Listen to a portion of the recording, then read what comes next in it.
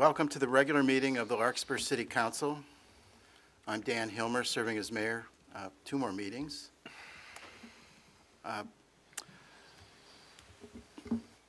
Councilmember Candell will likely join us in an instant.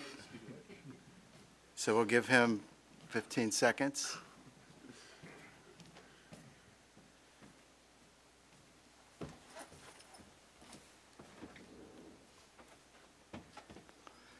Good evening. Good evening. All right. Would you please call the roll, Madam City Clerk? Councilmember Candell. I am here. Councilmember Hara. Here. Councilmember Way. Here. Vice Mayor Paulson. Here. Mayor Hilmer. Here. If you're able, would you please rise and join us in our Pledge of Allegiance? Pledge allegiance to the flag of the United States of America and to the republic for which it stands, one nation, under God, indivisible, with liberty and justice for all.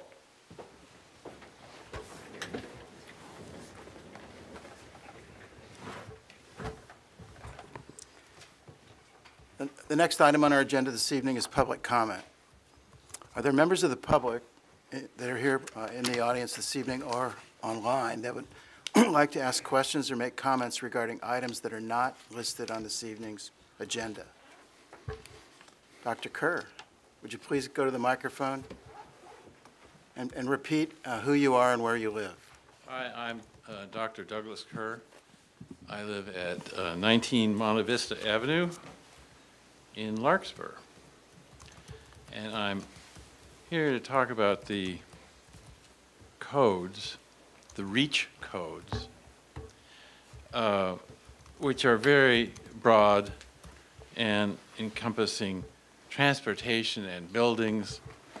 The details are correspondingly many and varied: heat pump, water heating, and space heating, and branch circuitry, and runways. I have 2 electric cars, and they are very quick, but I never thought I needed a runway.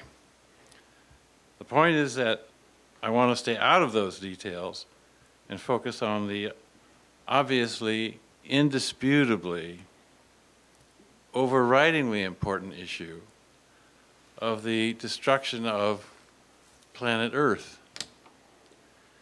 Or more precisely, rendering our home uninhabitable by us and by all who follow in our family lines. The planet itself will still be around. They say that cockroaches will be okay.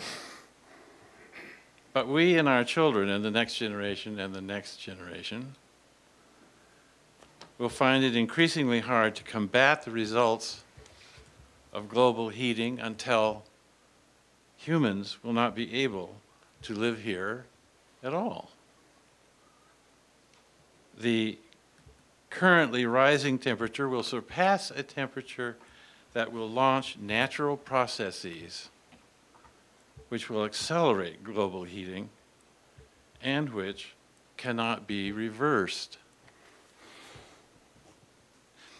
Some belittle recycling and catalytic converters and other greenhouse gas measures, anti-greenhouse gas measures, as making too little difference, not being worth the effort. But this is not that.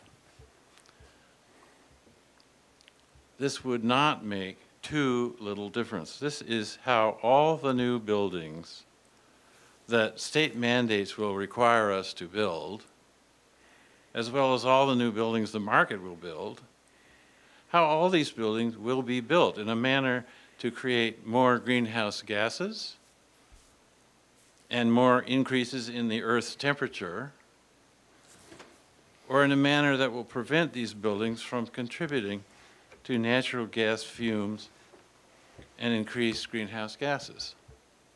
This is about whether we will do our part to break the vicious cycle of not as many or not enough electric cars being sold as compared to what the market trends and the market research say could be sold, on the one hand, and not enough electric charging stations as a disincentive for potential electric car buyers, on the other hand.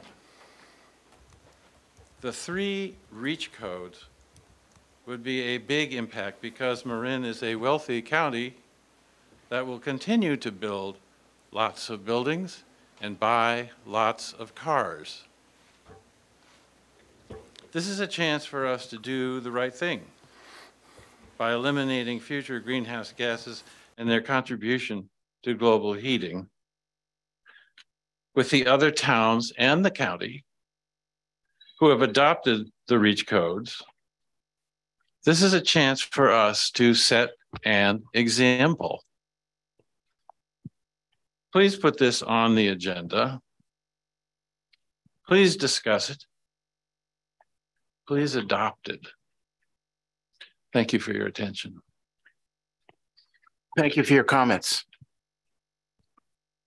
Are there other members of the public here present this evening or online that would like to ask questions or make comments regarding items that are not on this evening's agenda? We do have raised hands from our audience members. First comment will come from Jeffrey Mann. Yes, hello, thank you. My name is Jeffrey Mann. I'm encouraging the City Council to consider REACH codes for electrification of new construction and renovations and for electric vehicle charging infrastructure. I'm a physician and lifelong Bay Area resident. During my medical training, I lived in Larkspur for 5 years. So I have a very strong affinity for your community. And I think a good understanding of the values of the community. Today, I am speaking on behalf of San Francisco Bay Physicians for Social Responsibility. Our organization's goal is to protect the health of our patients and communities. As Californians, we live with the realities of the climate crisis almost daily. Monumental wildfires, extreme heat waves, and years of drought. There are many reasons to switch from burning fossil fuels in our cars, stoves, and heaters to electrification of these sources. And this evening, I'll be talking about the health reasons to do so. Air pollution is one of the biggest health impacts our local population faces. Recently, we have come to understand that air pollution isn't just outside, but it's also inside our homes. Gas stoves and furnaces are a large source of toxic air pollution. It's been shown that children living in homes with gas stoves have a 32% increased risk of having asthma or developing it in their lifetime. Asthma is usually a lifelong disease. Gas stoves produce carbon monoxide. Improperly vented gas appliances lead to carbon monoxide poisoning. This results in thousands of emergency room visits and unfortunately several hundred deaths every year. Another study showed that children exposed to pollution from gas appliances from age 0 to 4 appear to have lower cognitive function. And children of color and lower income households are at higher risk of exposure to these pollutants. Moving on to outside air pollution, this is unfortunately even a bigger problem for us. The Bay Area has some of the dirtiest air in the country. We drive a lot and have several refineries. The primary pollutants from automobiles is called particulate matter, or PM, and long exposure to PM has the result of damaging our lungs, our heart, and our brains. It's hazardous to pregnant women and their unborn children. For this reason, it is really essential we transition from internal combustion engines to electric vehicles. And we need to make it easier for people to do this by building more infrastructure for electric vehicles. Electrifications of our homes and businesses and electrifications of our automobiles are solutions for the environment and solutions for our health. Thank you for your time, and I urge the City Council to consider REACH codes for these proposals to help me and my organization protect the health of our citizens. Thank you for your comments. Allison, are there other members of the public that would like to ask questions or make comments this evening? Yes, the next commenter is Ken Strong. Good evening, Mayor, council members, and staff. My name is Ken Strong. I live in Greenbrae. I'm a member of the Climate Action Working Group of the Marin Conservation League. I also would urge that you agendize and discuss and hopefully pass green building REACH codes in the near future. Marin County passed them yesterday. Last night, Corte Madera passed REACH codes for all electric for new buildings and for enhanced EV charger requirements. So I think that as the surrounding jurisdictions have passed these things, I think it actually will make it easier for the contracting community if we can have some uniformity where Larkspur joins its neighbors in passing similar ordinances. And I think that the all-electric new buildings will not provide any additional staff burden because it's no gas hookups to your house, to your property. It's pretty straightforward. And so I urge that the City Council put these on the agenda for a discussion, perhaps a study session like Sandra Fell did, in order to make sure that you fully understand all the issues, and pass these in the near future. Thank you. Thank you for your comments. Allison, who's the next speaker? Next speaker is James Bill.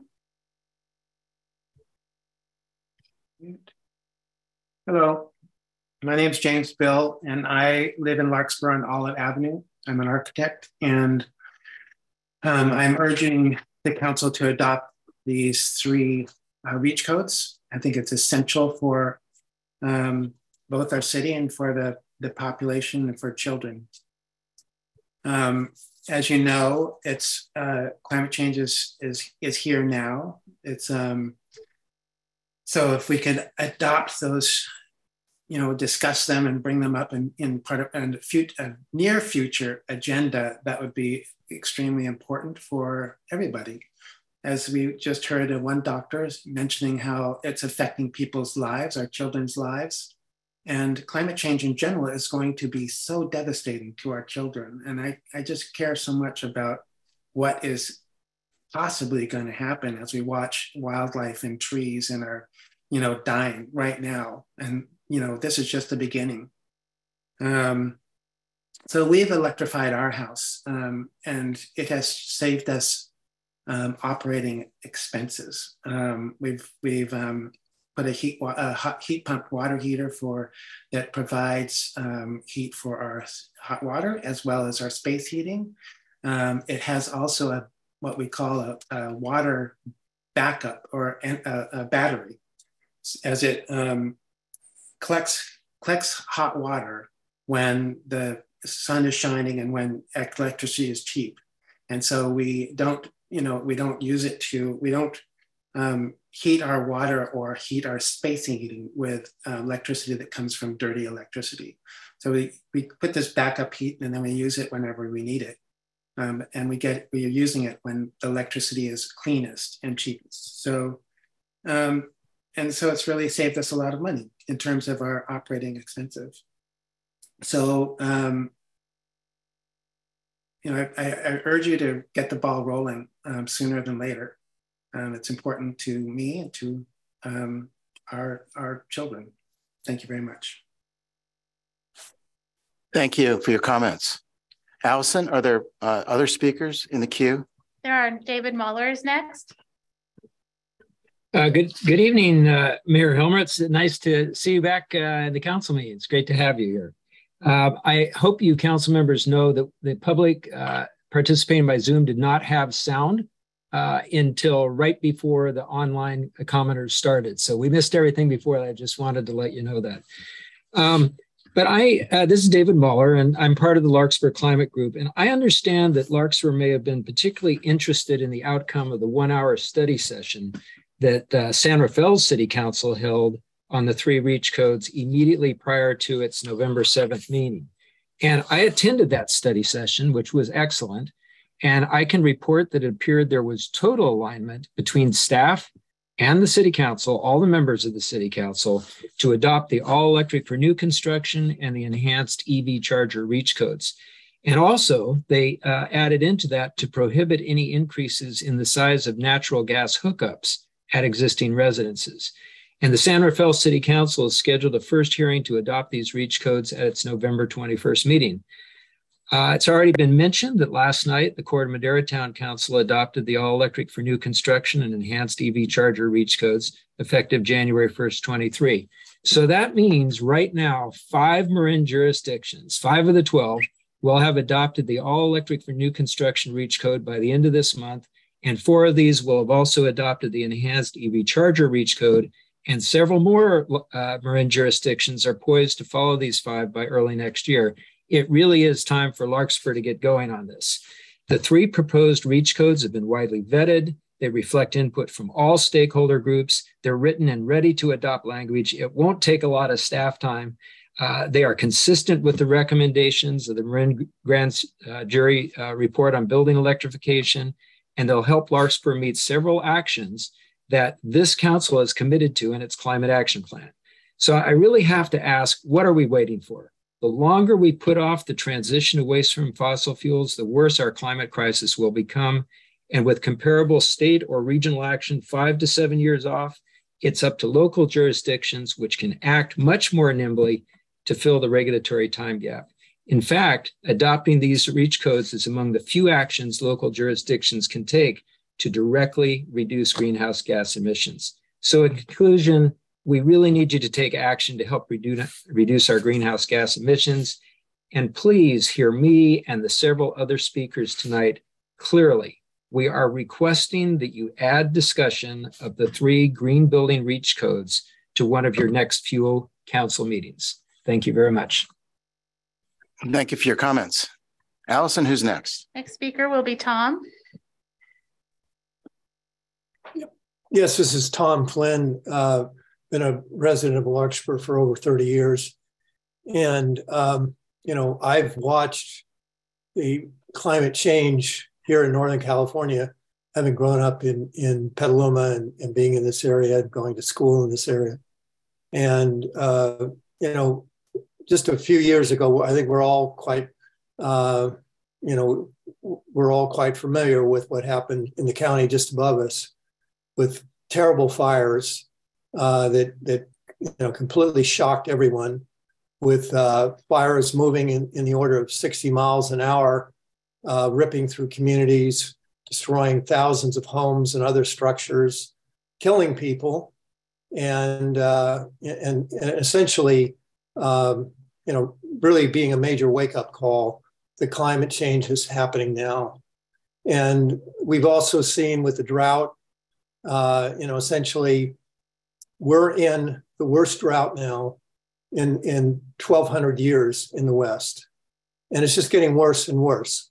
We dodged a bullet last year with some early rains. We were very fortunate in that respect. But going forward, it does not look good. And we've got to do our responsibility locally to step up and deal with this. We also have a tremendous moral responsibility, being, historically the country that has done the most, to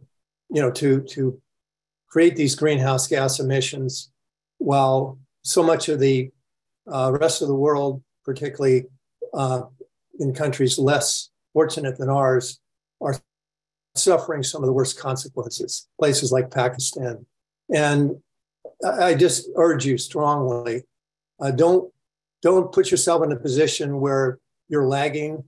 Don't essentially be in a position of later having to speak to the next generation and say, well, we didn't get it together, or acknowledge that maybe we were among the last to get involved in something that is a real practical way that we can make a difference here locally. So I really urge you. I don't think it's at this point a great stretch to at least get this on the agenda to discuss the REACH codes and to get more good, useful input from all parties. So again, I really urge you to do this, and I also respect and appreciate all the other work that you folks do. Thanks. Thank you for your comments. Allison, how many more speakers are in the queue for public comment? There are 3 more speakers in the queue. Okay, let's go. Next, we'll hear from caller 1402. This is James Holmes, Larkspur. This same issue comes up at every public comment period lately, and my response continues to be there is no rush to adopt REACH codes because the grid continues to be insufficient to support enhanced electrification, as demonstrated by the heat wave a month or 2 ago, in which there were a lot of issues as to whether or not the grid could even support that the electricity back then needed. It is fundamentally unreasonable to force people to use a form of energy that is both more expensive and less reliable than the alternative. It also makes electrification would make people more vulnerable to disasters because electricity is the first thing to go out when disasters occur. In disasters, it is a lot safer to have three methods of energy available: gas, electricity, and gasoline to get out, than to be reliant solely on one method that kicks out. So is the first to go. So these comments should be, by these folks, should really be addressed to the grid system controllers and regulators rather than the council, with a view toward imposing on consumers the weakest link in the power system. Thank you. Thank you for your comments. Allison, the next speaker, please. Next will be Daniel Sedgedin. Good evening, Mayor, council members, and staff. My name is Dan Segedin. I'm a resident of Larkspur. Given the backdrop of climate change and its myriad impacts, with wildfires being closest to home for now, with looming ongoing threats such as local flooding issues, impacts on our beautiful green spaces right next to our city, drought and its impacts on our water supply, and who knows what else. We are in uncharted territory. So I favor any common sense measure we can take to do our part to reduce carbon emissions.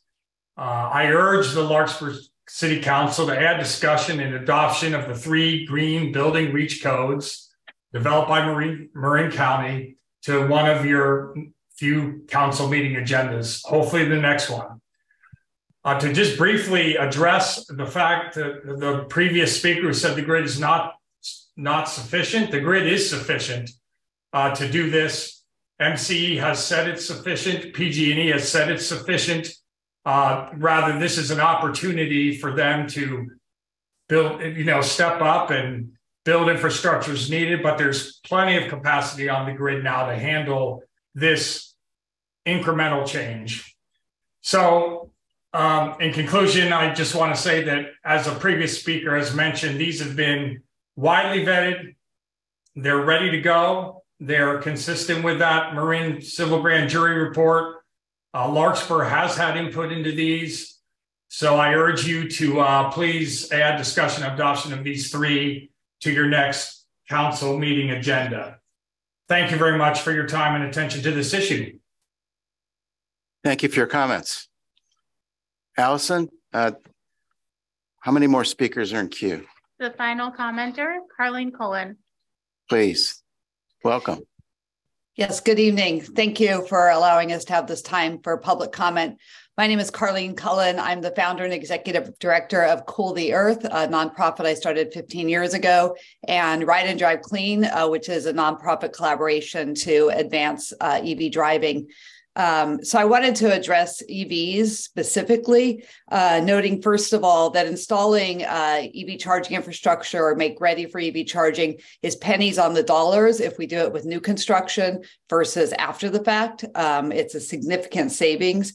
I also want to address the major equity issue that is surrounding this.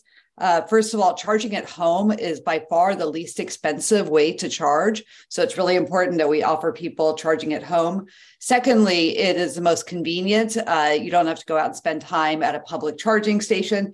And third, EVs can be used now for resilience, for charging appliances, and soon charging your entire home. So if there is a grid shutdown, EVs are actually beneficial to supporting power outages. So I make it brief. I really urge you to please consider this at your next meeting, and I appreciate your time. Thank you. Thank you for your comments.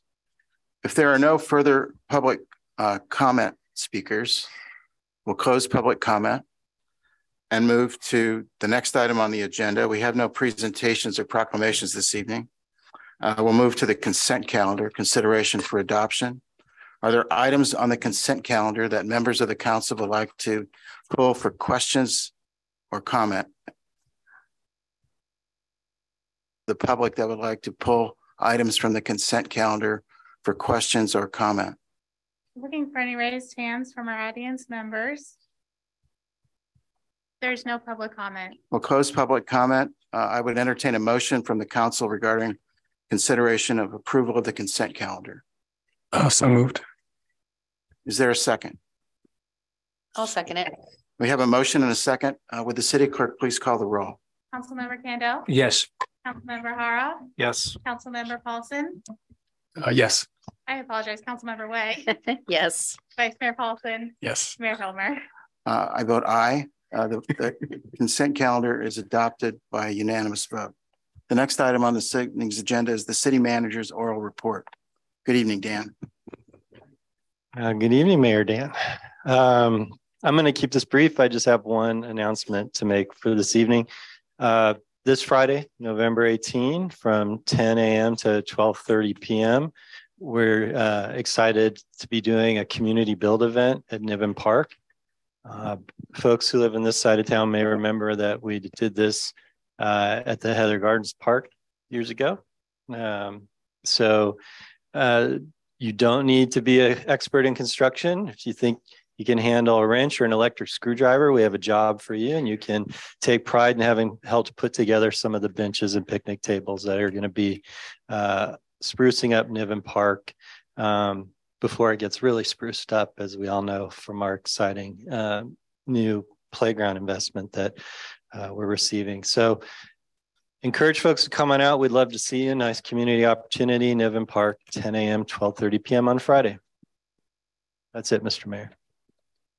Thank you. Are there questions from the council members regarding the city manager's oral report this evening? I just wanted to relate that the Niven Park that you just spoke about was on the front page of the Marin IJ today for those who are interested in reading about the park playground upgrades we approved. It was a very lovely story about the family. Thank you for that information. Are there other council members that have questions regarding the city manager's oral report? Are there members of the public that would like to ask questions regarding the city manager's oral report this evening?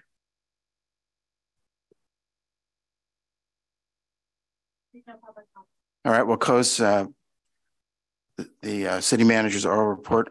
The next item on the agenda are council members' oral reports and comments. Are there council members that have reports this evening? Catherine Way, please. I have a few things that I've attended since our last meeting that I think are important for the council to hear and for the public to hear. Last Thursday, I represented us at the Central Marin Police Council meeting and the Central Marin Fire Council meeting. A lot went on, but the two things that I wanted to pull away from each of those meetings I was going to share with you guys tonight. The first, for the Central Marin Police Council meeting, there was an agreement to hire recruit, and hire two full-time community service officers to serve Larkspur and the town of San Anselmo. This is a new position for us. The city of town of Corte Madera already has a code enforcement officer, but this is coming for code enforcement for such things as parking violations, calls for service in the parks, including off-leash dogs, non-permitted sporting events and non-permitted picnic usage, and juvenile complaints. So we agreed to allow the police chief to recruit and hire, and this will cost an additional amount of $96,000 to $116,000 for our city and town to share. That it depends on the experience of the personnel that's hired as to what that dollar amount is, but we need to recognize that this will be in addition to our police council budget, our police budget for Central Marin. The second thing that came about was next year is the 10-year anniversary of the Central Marin Police Authority, JPA, that was created, and I think there'll be some celebrations of that next year. The second meeting was the Central Marin Fire Council, and I'm pleased to see Chief Ruben Martin here. Two things jumped out most from that meeting was that Marin County Sheriff Sardina terminated the 911 dispatch agreement between most of the fire agencies in Marin County, which I think was not really expected for many of the agencies. And the termination is due June 2023 with some possible extensions. So the fire chiefs discussed having a new JPA, trying to do dispatch of on our own with the fire agencies, or to do a contract for services model. And it appears that the agreement was to share a contract for services model, which was studied as the best and most cost-effective way in that OES office building where 911 is. But this will increase our 911 dispatch costs by 45%. So this is going to change our budget for our Central Marin Fire budget. Dispatch costs will be going up about $113,000, and there's also a one-time charge of $149,000. So we'll be seeing that next. I think it's very important that we know we have these expenses coming down in the next year. The key thing that came out was that the Central Marin Fire Council had asked for a full architectural or an initial architectural conditions and needs assessment of our 4 fire stations. And I saw that the city manager sent that around today to make sure everybody had it. And I have a copy here. It's also available online.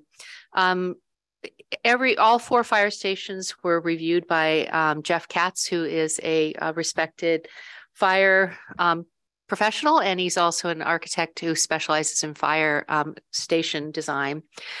But I think I won't read the whole thing because we're going to do a lot more about it. But the main conclusion is that several upgrades and or replacements of all 4 facilities will be required in order for the fire stations to be functional and available to provide emergency services for the community in the next 50 years. We're going to talk more about it on the Fire Council. But in today's dollars, that estimated cost that would be shared, depending on what designs need to be done, is between $56 and $88 million. So we've got some big lifting to do in the years ahead. There'll be more about this, obviously, but this was the initial report. And I encourage everyone who's listening or will be listening in the future to take a look at that report. I've always felt that our primary responsibility as a city council is public safety. So public safety is coming up in our face pretty soon. Last thing I wanted to make sure everybody knew about was I'm also on the countywide priority setting committee, which meets to distribute federal funds. And we met a couple of weeks ago to discuss where the new home ARP funding that came from the federal government of about $3 million to be allocated in the county in the next several years, with the primary focus to be on supporting resident rental housing, affordable rental housing, tenant-based rental assistance, and supportive services. So if you go online, if you want to comment, December 1st is the date of the next meeting in which and it's virtual, in which the countywide priority setting committee will be allocating, discussing where these funds get allocated. And I think it's really important that we've been having the conversation about rental assistance, that this is $3 million that needs to find a place for spending. And then one last thing, and then I was asked to judge the Commons Library Art Contest, and we did that yesterday at Lori Lerner's house. We had 20 submissions by students for the new Commons Why I Love Libraries, and that will be coming up. Kids from age 5 to 11 submitted their artwork. So that's all. Are there any questions on anything? Yeah. Yeah, thank you, Councilmember Wade. Sorry, thank you, Councilmember Wade. One thing I wasn't clear, the community service officers, that you said range, it could be 96 to 116. That's per full-time equivalent, right? And there's 2 full-time equivalents. I think Manager Schwartz wants to correct me on something. Okay. Yeah, well, maybe make a couple things more illustrated. The range is because you don't know what the person's benefit elections are going to be and exactly what their initial pay will be. You budgeted for money to deal with both of these problems. And so I authorized the chief to move forward with if the police council approved it, because there's no budgetary impact to us because we had actually programmed money for this. I'm just going to move it from using it on some sort of Larkspur staff implementation to a Central Marin Police implementation. So we won't experience a budget impact from that particular decision. All the fire agencies have a bigger problem that Councilmember Way referenced, which is nobody budgeted for the sheriff to terminate the 911 agreement. So that's an impact we will have to find in the budget.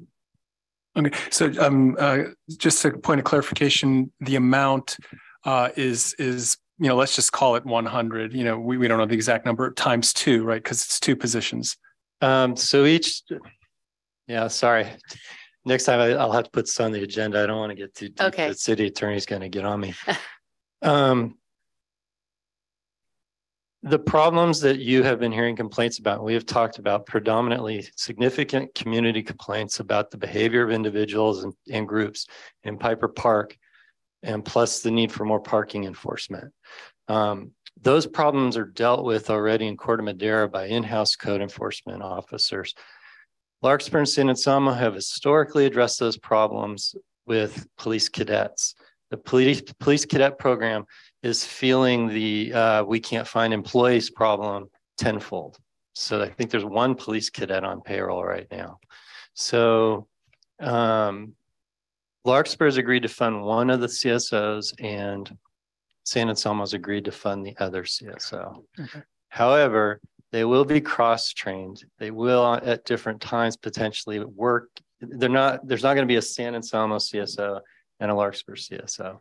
They'll just be working for Central Marin and splitting their times. We just agreed we would split those costs.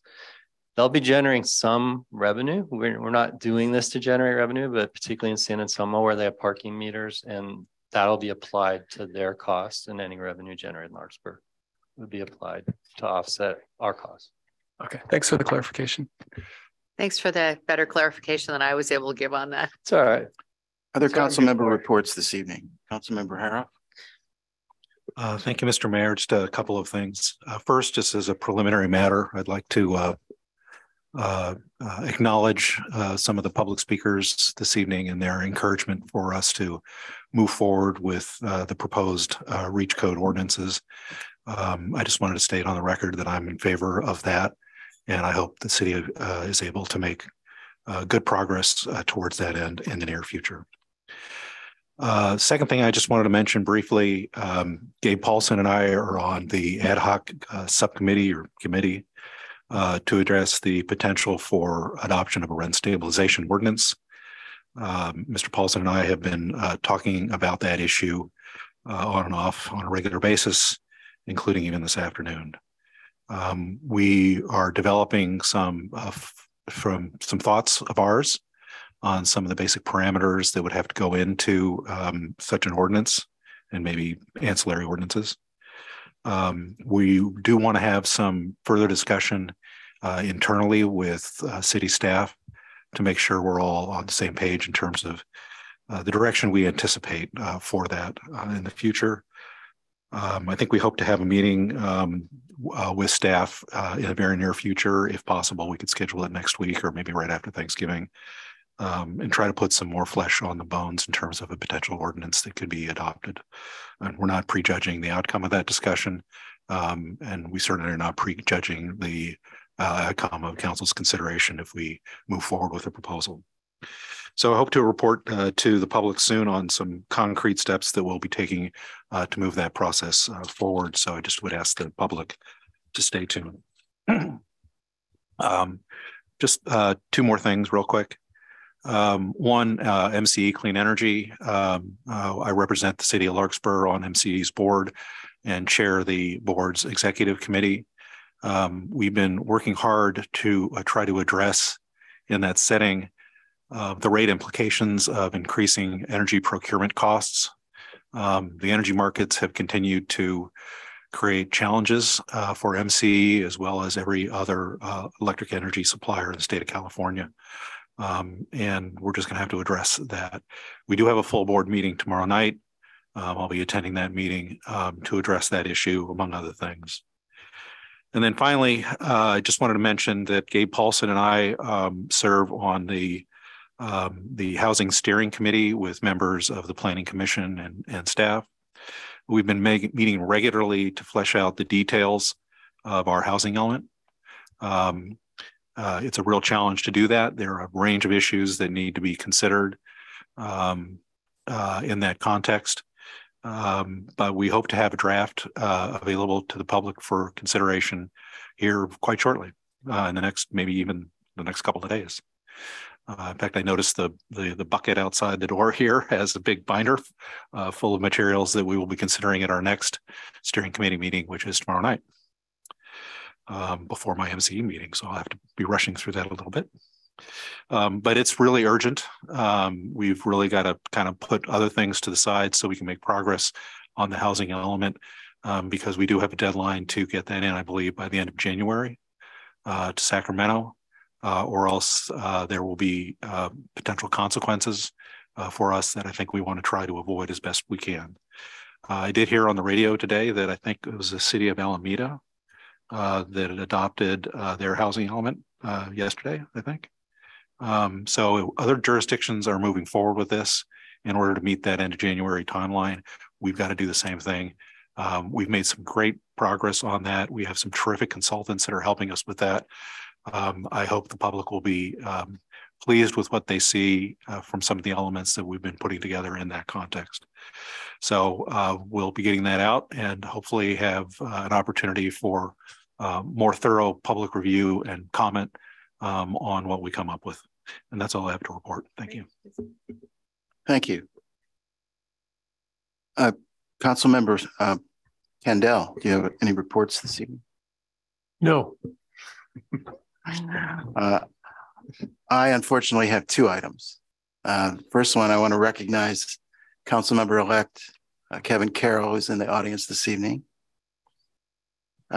Kevin's hit the ground running already. I noticed he was at the SMART board meeting this afternoon, and I'm going to have coffee with him Friday morning. So I look forward to a smooth transition, and it's nice to see you here this evening. The second thing, I want to recognize our city manager and our assistant to the city manager, Shannon O'Hare, for all their work that went into the campaign for Measure G, which is finishing strong. And just like the council member election, I predict Councilmember Carroll will be on our city council soon. I won't make the certain prediction on Measure G yet. I've been cautioned by the newspaper that they're not going to have their final votes counted until November the 23rd. But I hope we will succeed. It seems to be in a strong position to do so. Would the city manager like to comment? I want to thank you for your kind words. I do feel compelled by the FPPC to note that passionate Larkspur fan and citizen Dan Schwartz and passionate Larkspur fan and citizen Shannon O'Hare worked on the campaign. Indeed. As did passionate Larkspur resident and citizen Dan Hillman.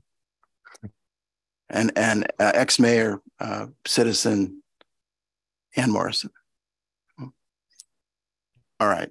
If there are no further council member reports this evening. Quick one. Yeah.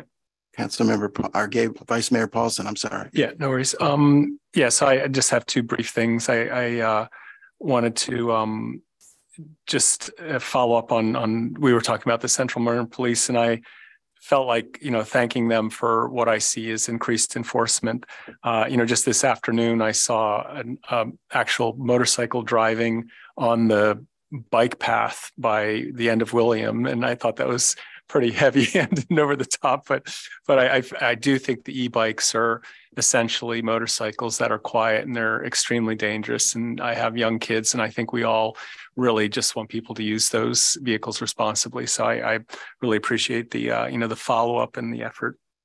Just one more thing to my fellow council member, Councilmember Haroff, the housing element.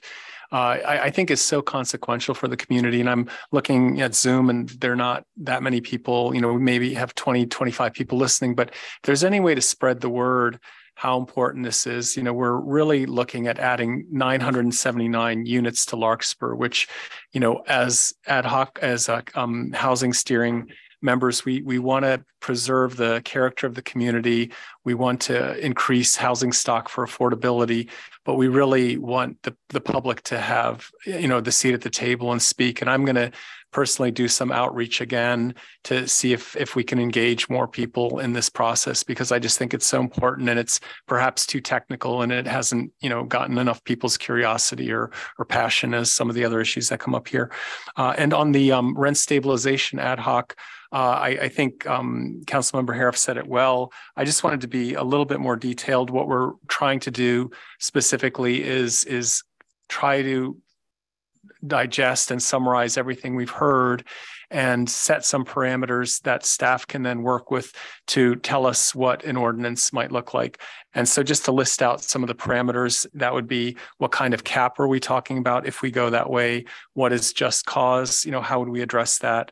Enforcement, any sunsets, owner appeals, costs, cost burdening staff, et cetera. So this is just a way to say tonight is we haven't agendized this, but it's an important issue. We committed to continue thinking and working on it. And we had a talk just this afternoon, and we hope to get back to you on some more specifics. So with that, thank you. Thank you very much. That concludes council members' reports and comments this evening. Next item on the agenda are public hearings. We have two. I'm going to open the public hearing. The first public hearing is regarding item 7.1. This is to do with Marin sanitary service rates for garbage and recycling collection for 2023. May we have a staff report, please? Thank you, Mr. Mayor, council members. I was asked before the council meeting started, don't we usually do this a little later or earlier in the calendar year, if you will, because we often do our garbage rate hearing in December or January. As the council's aware, but the community may not be, we worked very hard with other entities that are that franchise to Marin Sanitary to revamp the way we do the rate analysis, made it more streamlined, a little easier for everyone to understand, a little easier for everyone to calculate and work with. And as a result, we're producing the rate analysis much more efficiently. And as one of our goals has long been to have the hearings actually occur about now. So this works pretty well. I should probably not talk too much longer, but invite up, I hope we have our rate folks here. Yep. We, as do the other franchise entities that franchise to Marin Sanitary, use a firm called R3 to do our rate calculations and present to you this evening your rate hearing staff report. You can see that we have Garth Schultz here. We also have representatives of Marin Sanitary here. So after Garth speaks, I think they'll probably want to speak. And I know we're on a clock because unfortunately the way this always works with us is when there's something really significant going on, we agendize it the same night Fairfax does. So I think the one reason they're all Zooming this evening is because they're going to leave us and Zoom Fairfax as soon as we're done. So with that, Garth, I'll turn it over to you. Thank you so much, Dan. Again, Mayor, council members, members of the public, I'm Garth Schultz with R3 Consulting Group, principal with the firm, and happy to have been of service to the city and the other Marin Franchisers Group agencies for the last 5 or so years. I'm happy to be moving forward this streamlined methodology. Can I just get a good thumbs up to make sure folks can hear me okay? Excellent. And then I'm going to share my screen for a brief presentation, maybe a thumbs up on the screen share as well. All right, excellent, fantastic. So just by way of reminder to the council and the community, R3 is in service of the 7 Marin Franchisers Group public agencies. We work on your behalf to review on a consolidated basis Marin Sanitary's annual rate applications to the communities.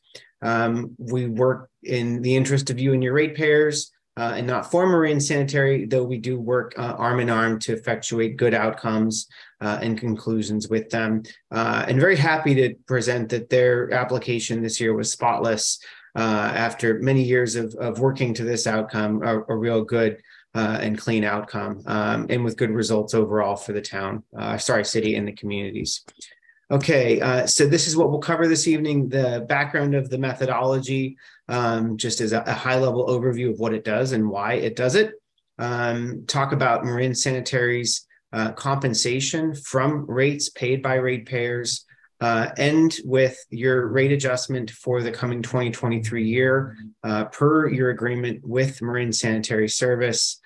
Talk briefly about how you compare to others in Marin County, and then of course, take your questions and shepherd you on into your rate hearing and hopeful adoption. So as a reminder, this solid waste recycling, composting, processing utility that you contract out to Marin Sanitary Service, that the sole source of funding for that service is the rates paid by residents and businesses and others in the community for those 3 bins that they set out every week, if not more often: garbage, recycling, and organics. Those rates fund not just the collection of those materials, but their subsequent processing, recycling, or recovery, and for those materials that can't be recycled or recovered, disposal in landfills. There are, of course, a handful of other services that are provided with those rates, including bulky item pickups to residents, other as scheduled and as requested services, which are detailed in the rate sheet provided as an exhibit to your agenda item. As a matter of course, the cost for providing these services tends to increase every year, as do most things. In this case, it's tied to a few specific activities. The vast majority of the costs associated with providing these services are labor, wage, and benefits. That's not just true of Marin Sanitary Service, but any solid waste collection activity. Of course, labor wages through union agreements and benefits, as we all know, do tend to increase in order to provide increased cost of living for those folks that do all this good work. Costs also include cost of vehicles, which are ever increasing, fuel, which is variable, and then the maintenance and equipment on those vehicles. There's a whole host of costs associated with the post-collection activities, meaning that processing, recycling, composting, and disposal, much of which is external to Marin Sanitary Service, provided by others, and thus, not subject to their absolute control. And there are other costs associated with governmental fees and unfunded state mandates. Long story short, costs tend to increase. And contrary to what may be some public perception, the important and also now statewide required environmental programs such as composting and recycling are valuable. They provide a greenhouse gas mitigation benefit. They help protect our climate, but they're also costly. They're not free. They're not cheap. In many, if not all cases, they're more costly than putting it in the hole in the ground, but still important to do and in fact required, if not under state law, then your own expectations and policies for your community. Now, the agreement that you hold with MSS sets the terms of what are allowed annual adjustments to their compensation via the rates. Those adjustments in virtually all years, unless otherwise requested by the city or MSS, are essentially a CPI-like set of calculations. Most of them are based on CPI. I'll describe in subsequent slides exactly how that works. But it's meant to be streamlined, simple to administer, and also provide a change to compensation that is decoupled from Marin Sanitary's costs, meaning they're incentivized to control their costs because they have to live within the rates that ratepayers pay them. When these adjustments were first adopted, first one went into effect in 2020 for the city and the other agencies. We've seen more stable and predictable changes in rates, and notably that even persisted through the uncertainty of the recent pandemic, which saw so many changes for so many folks. Marin Sanitary saw those as well, but the compensation methodology that we all and the city agreed to, as well as the others that we developed, the parties agreed to, has really helped to provide for stability for all parties, MSS, the ratepayers, and the town, the city itself. Okay, cutting to the meat of it. What's in the rate? What is included in these monthly amounts or quarterly amounts that are paid to MSS? Well, nearly 2/3 of that is Marin Sanitary's direct collection operations. That's the majority of the activity they provide and they have control over. That's the 3 trucks that come to every home and business on a weekly basis, if not more frequently, for the collection of garbage and green waste and recycling. And that whole component, everything they provide to you directly as a direct service to homes and businesses, escalates at a CPI increase. It's a CPI for solid waste and other utilities called the Water Sewer Trash Index. And for this year, that's a 4.42%. So most of their compensation is controlled by that 4.42%. The remaining 3 categories are calculated a little bit differently. One whole category, 11%, is that post-collection set of activities I described earlier. In essence, many of those change in accordance with the change in tons and the change in CPI, but the recycling component also fluctuates with the marketplace. So as markets improve, that provides a benefit to the rates and the ratepayers, which is the case for this coming year. Much of the change in costs in this category are offset by recycling, but it's also true that in years where markets are not as favorable, the ratepayers will share in that, which is a part of the agreement and bargain that was struck, and frankly is a benefit to all parties, sharing in the risk and in the reward. A third category, state and local compliance, comprising around 18% of the overall rate, is first in service of this important Climate Pollutant Reduction Act, SB 1383, which the council has heard about. You've adopted amendments to your agreement with MSS. You've adopted new municipal code in late 2021 associated with this law. This is the mandatory subscription to organics programs throughout the state, and portions of the rates that are being paid are for the collection services, outreach and education, reporting, and other activities MSS provides. There's also a host of services provided by the Regional Joint Powers Authority, Zero Waste Marin, of which the city is a member, and your city manager sits on as a board member. Portions of the budget for Zero Waste Marin are funded on per ton rates that are then passed through to the ratepayers. And then finally, there's the city's own responsibilities for contract management, administration, damage to roadways, compliance with state laws, and use of government property.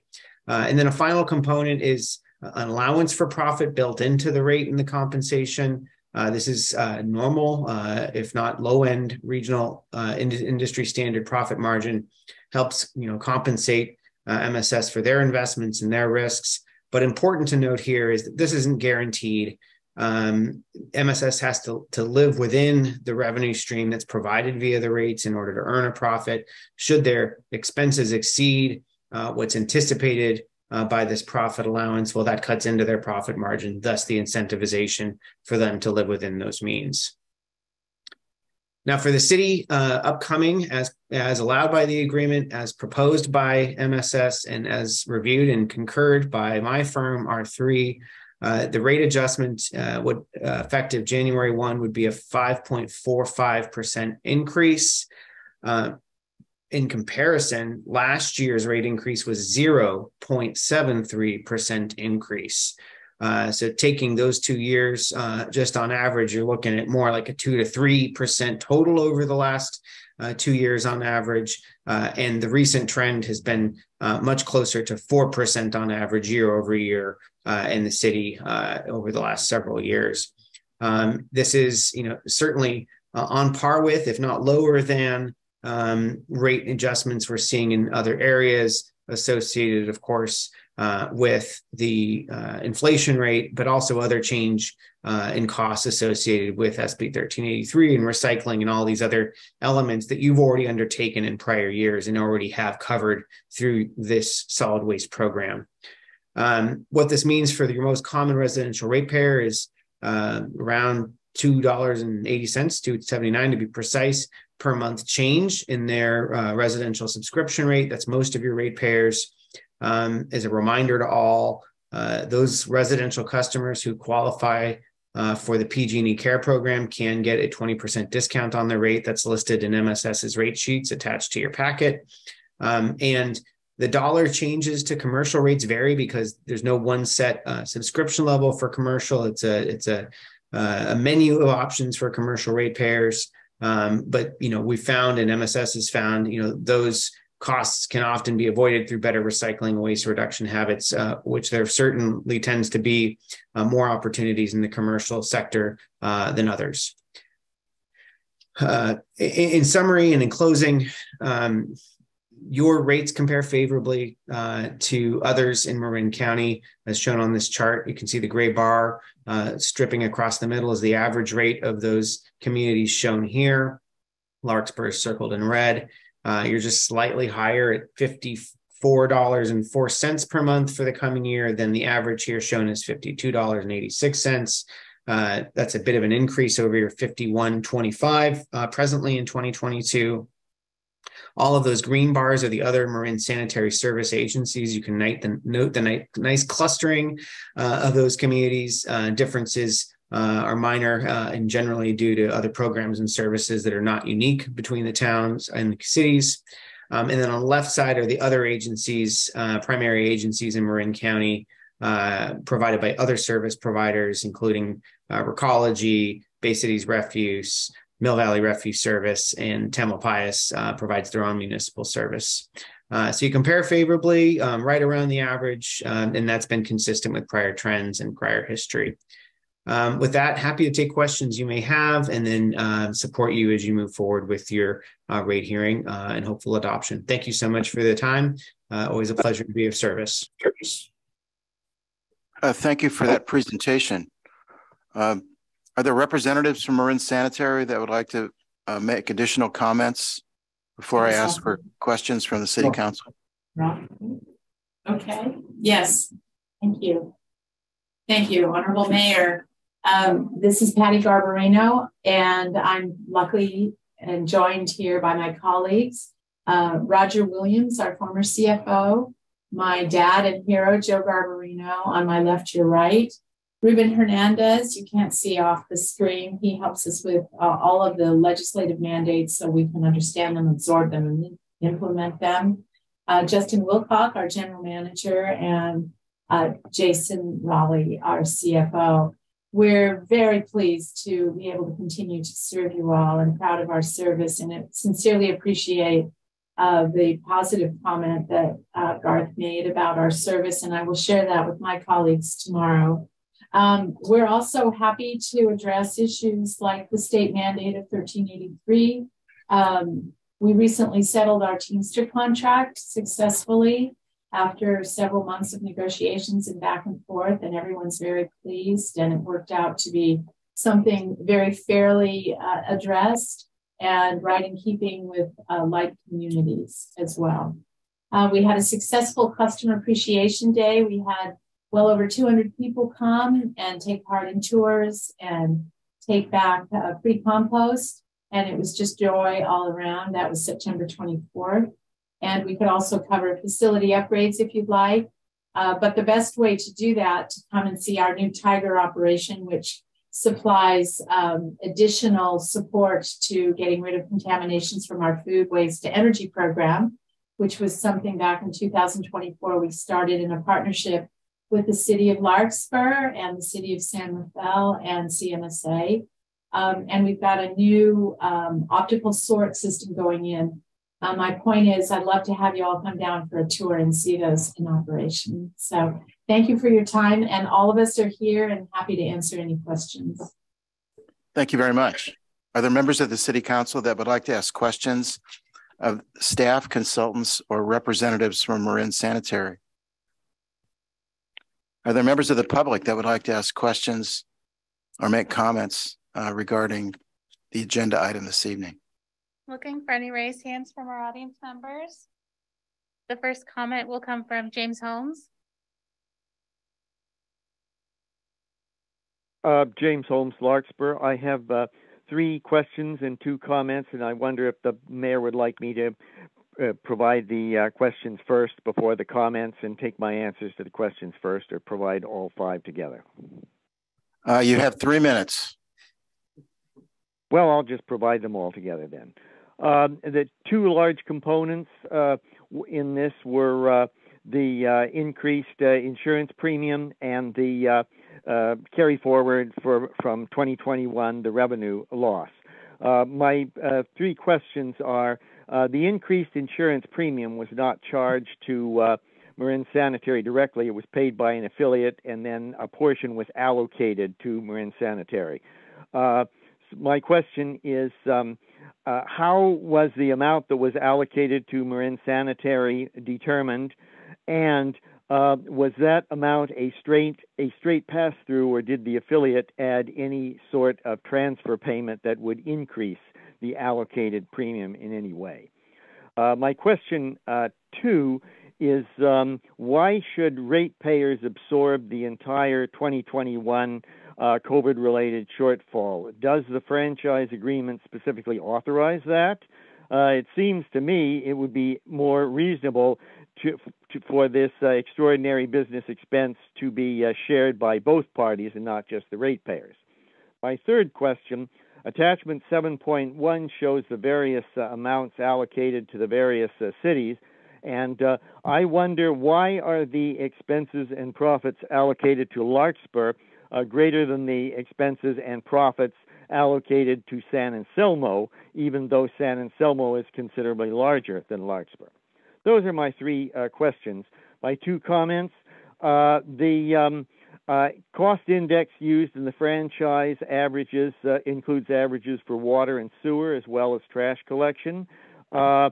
Are the increases for water and sewer components, are they higher or lower than the trash component? Is there a separate trash collection index? And if so, would it be higher or lower than the blended index we use? And my second comment is, once again, the rate comparison survey shows that Corte Madera pays noticeably less than Larkspur does, despite the two cities being comparable in size, topography, and other aspects. We need to understand why Larkspur consistently pays more. Do we get more services? Do we pay a higher profit percentage? Does Corte Madera use a different rate methodology or index? Why does Larkspur get a worse deal every year? We need to understand this. Thank you. Thank you for your comments. Allison, are there other members of the public that have questions or comments? And then I'll come back and ask for responses to the questions. I'm looking for any additional raised hands from our audience members. There's no further public comment. Okay, we'll come back. There were three questions. The first one was regarding insurance pass-through. Would staff, consultants, or representatives like to address the three questions? Hoping Garth is there to help that. Yes, I'm here. Just gathering my notes. So I took notes. So I'm going to start with the insurance. There's no margin from the affiliate. The affiliate is just a separate business entity from Marin Sanitary Service. It's their recycling MRF. They've allocated the change in insurance cost, overall tons coming into the MRF. MRF meaning material recovery facility. That's the processing facility with the conveyor belts and the people and the machines to separate out the recycling into its different commodity components. It's distributed based on tons, and that's common, fair, and appropriate for this type of change. No, that doesn't have a separate margin on it for MSS. It's just the change in cost over tons. Moving to the 2021 shortfall from COVID, yes, the agreement does allow for this. The agreement, of course, didn't contemplate anything like the COVID-19 pandemic, a 100-year event. We had no expectation that that would take place during the terms of this agreement. And in fact, MSS has shared in much of that, has gone to great lengths to retain employees during the entire COVID-19 pandemic. There was no sharing or request to share the 2020 shortfall in the prior year, though elements of that were funded through a PPP loan to MSS that was forgiven. There was also no shortfall that was extended through, though they had the right to do so in the agreement. They waived that right. And of course, they've borne the brunt of the cash flow shortage that occurred in the meantime. So this is a catch up to keep whole their operations, which they did commit to and keep whole during the entirety of the pandemic. With respect to allocations of the city versus San Anselmo, look, this is based on operational cost reviews, which I personally participated in. Roger, 5 years ago now at this point. And so this is, not about community size. It's about the cost to service a community, which takes into account both residential population, commercial business activities, amount of route time, amount of labor time, amount of tonnage. All of that was vetted and reviewed 5 years ago and presented to the council along with others in establishing the recent rates and rate of methodology. So there's, not a worse deal at play here. The deal the city Larkspur gets in comparison to others is a fair and same deal on par. There are differences, of course, in, again, programs and services received by the city. For example, funding of road maintenance and the like that vary by community, and that shows up as differences in the rates and the rate outcome. But there is parity across the communities served by MSS via this methodology. And I believe, finally, I took notes on everything I could, trying to be responsive and answer everything. The water sewer trash cost index, that CPI, is just a blended figure.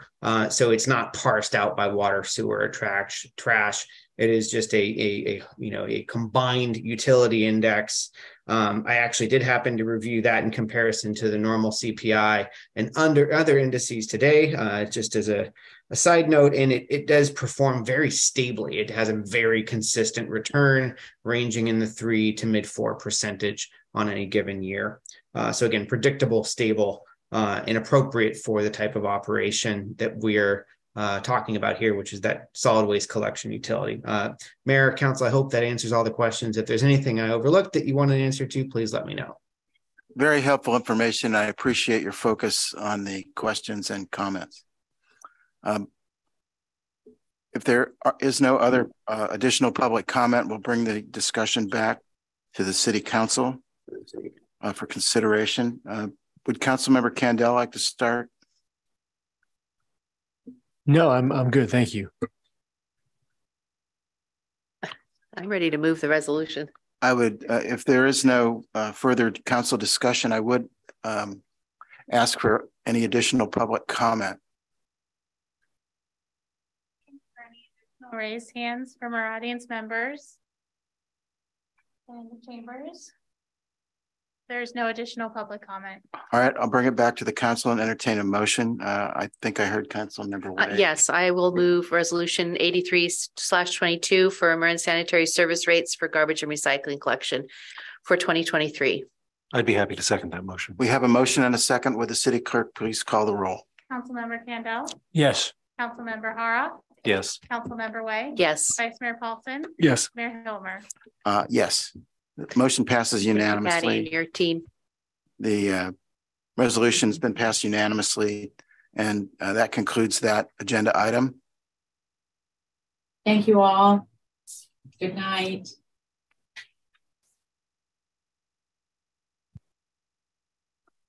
Okay, the next item on this evening's agenda is the second public hearing. This is removal of the crosswalk on the north side of the Magnolia Avenue and Creekside Drive intersection.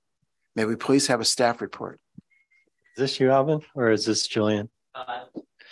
So last meeting, you got the treat of seeing Rita Schock after she had been absent from council meetings for a long time. And this evening, after what's had to have been several years, Alvin Tan from Public Works Engineering is going to join us this evening. So I'm going to turn it over to him. But Alvin, your fame has kept you alive in our imaginations. Nice to see you guys. Welcome here. I think it's been like probably pre-COVID, like 3 or 4 years since I've been here. So good evening, Mayor Hilmer and members of the City Council. My name is Alvin Tan, and I'm an engineer with the Department of Public Works. And I'm here tonight to present the proposed removal of the crosswalk at the Magnolia Avenue Creekside Drive intersection. So Public Works recently completed pavement rehabilitation on Magnolia Avenue, which included subsequent striping improvements. The east-west crosswalk on the north side of the Magnolia Creekside intersection has not been restriped, and we're proposing to leave it removed.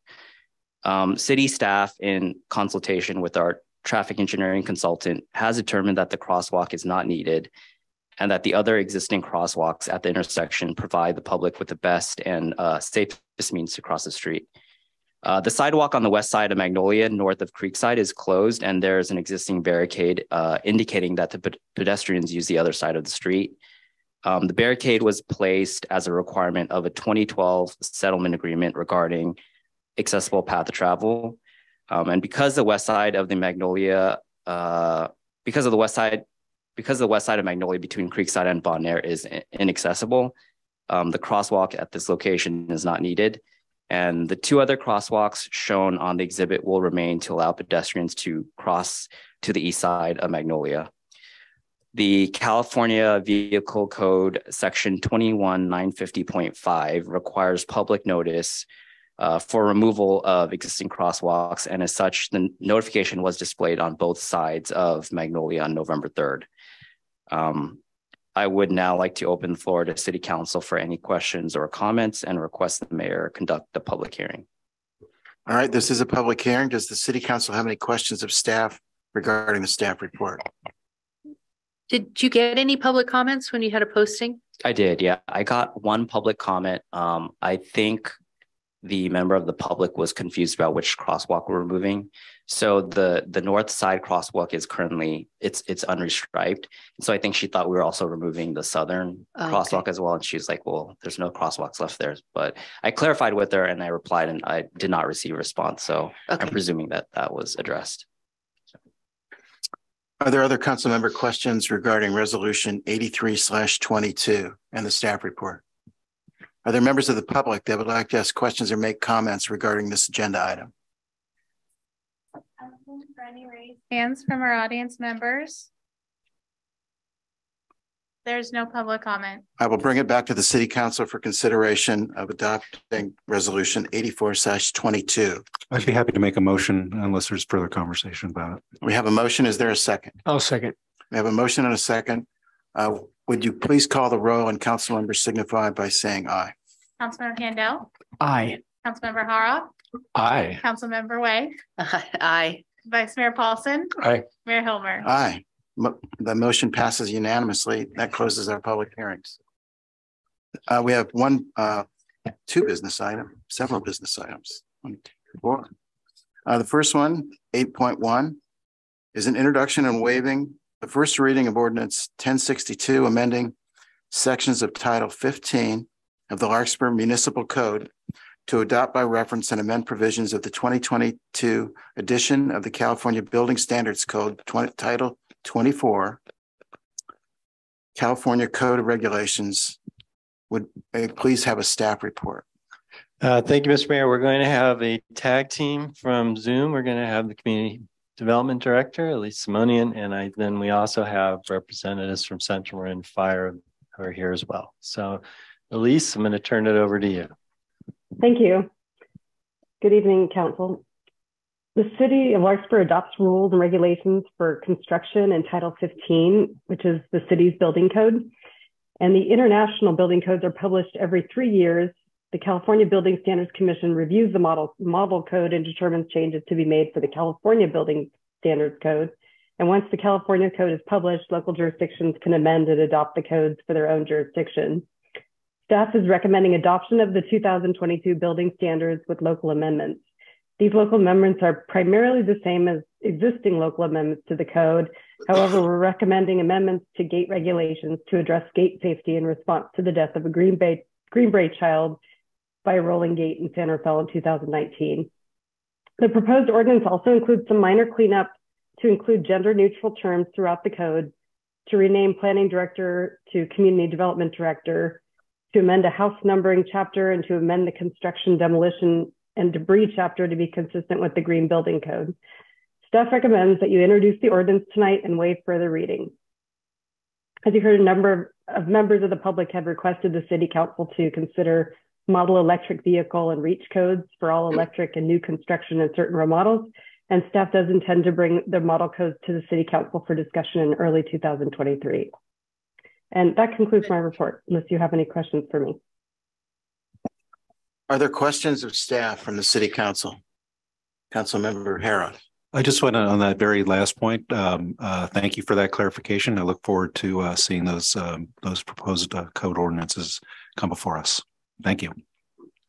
Other council member questions? I had one. Councilmember Way. Hi, Elise, can you elaborate on what you meant by playground safety? I didn't see that in here. Maybe I missed that. It's a gate safety ordinance, and let me pull it up. It's under it's on page 14 of 20. Okay. A section. Okay. So there's just some amendments to the code proposed for additional safety for vehicle gates or for all gates, all tall gates. I see that. Thank you. Thank you for the staff report. Are there members of the public that would like to ask questions or make comments regarding this agenda item? Yes, we have one raised hand. Our comment will come from James Holmes. Hi, James Holmes. I actually wanted to make a comment regarding the crosswalk removal, and unfortunately, when I pressed the button, it did not work. Something had happened, so I called back, and it was possible to raise my hand. So I wonder if I could make that brief comment at this point. I've already passed it. The action's already been taken. Well, but I'd still like to make the comment. Okay. As I read the photo, the barricade is closer to the north side crosswalk, which is to be removed. And if the barricade is not close to the crosswalk that is being retained, then and people pass up that crosswalk and then they only reach the barricade later, then I think that people are not going to double back to the crosswalk. They're just going to take advantage of the implied crosswalk and cross in the middle of the street. So, I mean, it seems to me that the barricade should be placed closer to the crosswalk that is being retained if the objective is to have people use the crosswalk when they see the barricade. Thank you. Thank you. All right, we'll move back to the council for consideration of the resolution.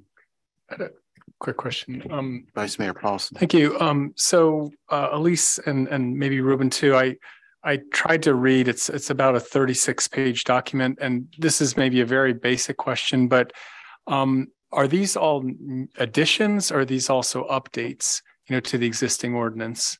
Because I sort of imagined like change tracker where I could see what it was and then what is being changed. Like if they're all. Yeah, I could have included the red line change for the building code section, and Ruben can comment on the fire code. For the building code section, it was literally like just changing the years. There's other than what's outlined as underlined as new text in the ordinance. The actual amendments to the building code were just years changed from 2019 to 2022. And then the other changes that I mentioned are actually in separate sections. So I guess that was an outlined red line too, but I could, if you want me to talk more about any of them, I'd be happy to. No, I mean, I'm sure it's fine. I just, I think when I tried to prepare for this, I was sorry. I should have given you a red line. It would have been much more clear. Yeah, just to get a baseline. But maybe another question would be, let me think, because there was a lot about the wildland urban interface, which Ruben might be able to go into that more because I think there were more changes to that section. I kind of messed up and jumped the gun because it's two separate items. So that's why Chief Martin hasn't spoken yet about. Okay. Okay. Then I'll hold off. Okay. Great. Thank you. Okay. I'll bring this back to the council for consideration of the resolution and the ordinance 1062. I mean, are there discussion, or I would entertain a motion.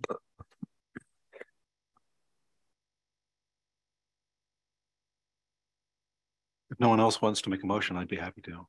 And I'm sorry, I just wanted to say thank you for adding this section on the gates. I think that was a smart thing to do. So appreciate that. And with that, I'll second the motion.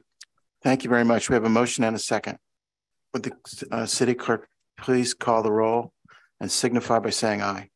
Councilmember Kendall? Aye. Councilmember Hara? Yes. Councilmember Way? Yes. Vice Mayor Paulson? Aye. Mayor Hilmer? Aye. The motion passes unanimously. We'll move to the next business item, which is an introduction and waiving of first reading of ordinance 1063, repealing and reenacting chapter 14.04, adopting the 2022 California Fire Code and Appendix A of the 2021 International Wildland Urban Interface Code with amendments supported by local findings and setting a public hearing for adoption of the ordinance. May we have a staff report, please? Yes, thank you, Mayor Hilmer, members of the council, members of the public. Fire Chief with the Central Marin Fire Authority. I'm joined here today with Chris Jewell, which is our fire inspector, as going through our triennial code adoption. Similar to the building code, the California Fire Code is based off of the 2021 International Fire Code, which is basically the model code that most of the language and terminology comes out of, and which is then adopted by the state of California Building Standards Commission, who then in concert with the California State Fire Marshal's Office then amends the existing model code to then create the California Fire Code, which is then published in July of 2022. At that point, the Marin County Fire Prevention Officers, which includes every fire inspector and fire marshal within the county, cities and towns. And together in concert, we look at any amendments that need to be made within the California Fire Code to meet local findings based on our local topography, climate, and any kind of hazards that we have here locally. Within the California Fire Code that we have here before you is pretty much exactly the same fire code that has been adopted in previous triennial sessions. The last adoption was in 2019 that we presented before you. Some of the changes that are within this year's amendments packet is renumbering some of the sections that have been moved within the California Fire Code. And the most significant section was in chapter 49, which deals with the wildland urban interface sections of communities. The California State Fire Marshal's Office really dove deep into it with looking at how can we create defensible space standards statewide. And what we did here locally, since we had pretty robust defensible space standards within the jurisdiction, we then looked at what was adopted by the state and then molded it and made amendments to it so it mirrors exactly what we're doing here locally, which is more restrictive than what the state offers. And so those were the biggest changes that have come through this adoption. And what we're asking for your council is to consider to introduce, waive the first reading, and set a date for a public hearing for the adoption of ordinance 1063. And with that, that concludes my staff report, and I'm open to any questions they may have. Are there questions from council members for Chief Martin regarding this agenda item? Vice Mayor Paulson. Yeah. Thanks. Thanks for that report, Chief Martin. Yeah, I guess I'll just continue where I left off. Maybe for the council and the public's sake, if you can maybe give some illustrations of the standards that we have, which exceed the state standards, and that critical section you were talking about. Sure. So defensible space standard basically looks at that follows Public Resource Code 4291. So it basically states anyone who owns, controls, or leases property that are in a high fire danger area are required to maintain certain standards. The state requires anywhere from 30 to 100 feet of defensible space. However, based on the sciences that we've been seeing and following the model of the Marin Wildfire Prevention Authority, we found that anywhere between 150 to 200 feet scientifically reduces that ember cast and ember showers that would then reduce the ignitability of our structures. And so what we did is we looked at it to mirror what we're doing with our Ross Valley Shaded, or the Greater Ross Valley Shaded Fuel Break, where we're requiring 200 feet of kind of not clear cutting, but removing anything that's flammable or combustible that could then ignite your home. So that was one component of it. Another component is how you maintain leaf litter around your roof coverings. You know, what types of vents you need, looking at how you maintain your tree and vegetation around your property, which is what we feel is a little more restrictive than what the state offers.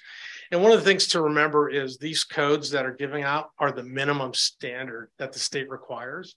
And we feel that here locally, to protect our community, we need to go above than just the slight minimum standard. And so just one follow-up question. So I believe we've done in Larkspur several hundred, if not 1,000 home inspections already. And does this adoption mean that it was done on looser standards and we may want to go back and re-inspect those homes? No, it actually goes into the same standards that we were actually looking at. Okay. What we're doing is just making sure that the state standard that they adopted meets our local, more restrictive standards. So the assessments that were done throughout the entire jurisdiction actually followed what we're trying to adopt here. Okay, great. Thank you. Are there other council member questions for Chief Martin? Are there members of the public that would like to ask questions or make comments regarding this agenda item? Looking for any raised hands from our audience members? There's no public comment. All right, well, this is a business item. I'll bring it back to the City Council for consideration of action. Would there, would any member of the council like to make a motion? Yeah, I'm prepared to move the passage of this. Is there a second? I would second. We have a motion and a second. Would the clerk please call the roll? Councilmember Kendo? Aye. Councilmember Hara? Yes. Councilmember Way? Aye. Vice Mayor Paulson? Yes. Mayor Hilbert? Yes, that is passed unanimously. The next business item is an update on the Commons project. Thank you. Thank you, Chief. Thank you, Chris. Thank you.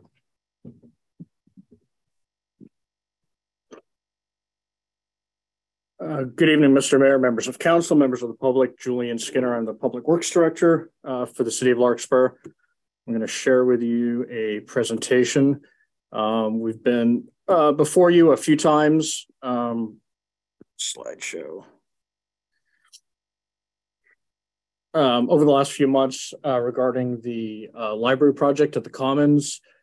We've talked about the grant that the city applied for and the $5 million donation from the Commons Foundation. And we've been talking about the grant and waiting for the grant guidelines to come out so we could give you some more information. And we finally did receive those. We have a draft agreement that the city attorney is currently reviewing. So with that update, we thought we'd present the latest for you. Just to recap, so you did provide direction to build a replacement library at the Commons, which is a parcel at the corner of Doherty Drive and Rose Lane. The city applied for 2 state grants. One was a $1 million targeted state grant that has been received, or I believe half of it has been received, but $1 million has been awarded. And then the other was the $5.2 million Building Forward grant, which we've received a notification of award, and we just received the draft grant agreement that I spoke of. That one's a 50% match grant, so it's for building a $10.4 million library. And then, as I mentioned before, we also have the Commons Foundation that are nearing their their $5 million in donations. And then at a meeting previously this month, you did adopt a budget amendment to add the new library into the capital program, funding the $10.4 million library and the $1 million in access improvements. And then you authorized the city manager to enter into a contract with Kitchell for project and construction management. And so this is just an update on that. The bigger of the 2 grants, the 10.4, it includes everything for the new library building, with a few exceptions that I'll go into later that we've seen with the draft grant agreement. So this includes the hard costs, the actual construction, as well as the soft costs. So that's the project management, project administration, the architectural design, and construction management. The $1 million targeted grant that was awarded to us through Assemblymember Levine was targeted towards some of the offsite improvements that were needed that are not eligible for the most part for that larger $10.4 million grant. And so in that grant application, we listed that we would use $1 million for utility services into the building. That's the water, sewer, PG&E, telecom into the building. For constructing the parking lot, as well as some landscape screening for the parking lot.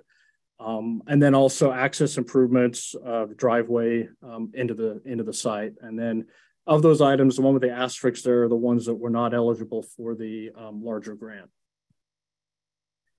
So the update is on the 4th of November, we did receive the draft grant award package, has all the rules for how to spend the money, how not to spend the money, how to get reimbursed when we get reimbursed, as well as a 40-page draft agreement that we're to review and then return. And then that once that gets fully executed, then we're able to expend the funds on this project and start reimbursable costs. And again, it's a 50% grant. So in building the new library, half of the costs will be covered by the grant and the other half have to be covered by local funds, which is what we propose using the $5 million Commons Foundation donations for.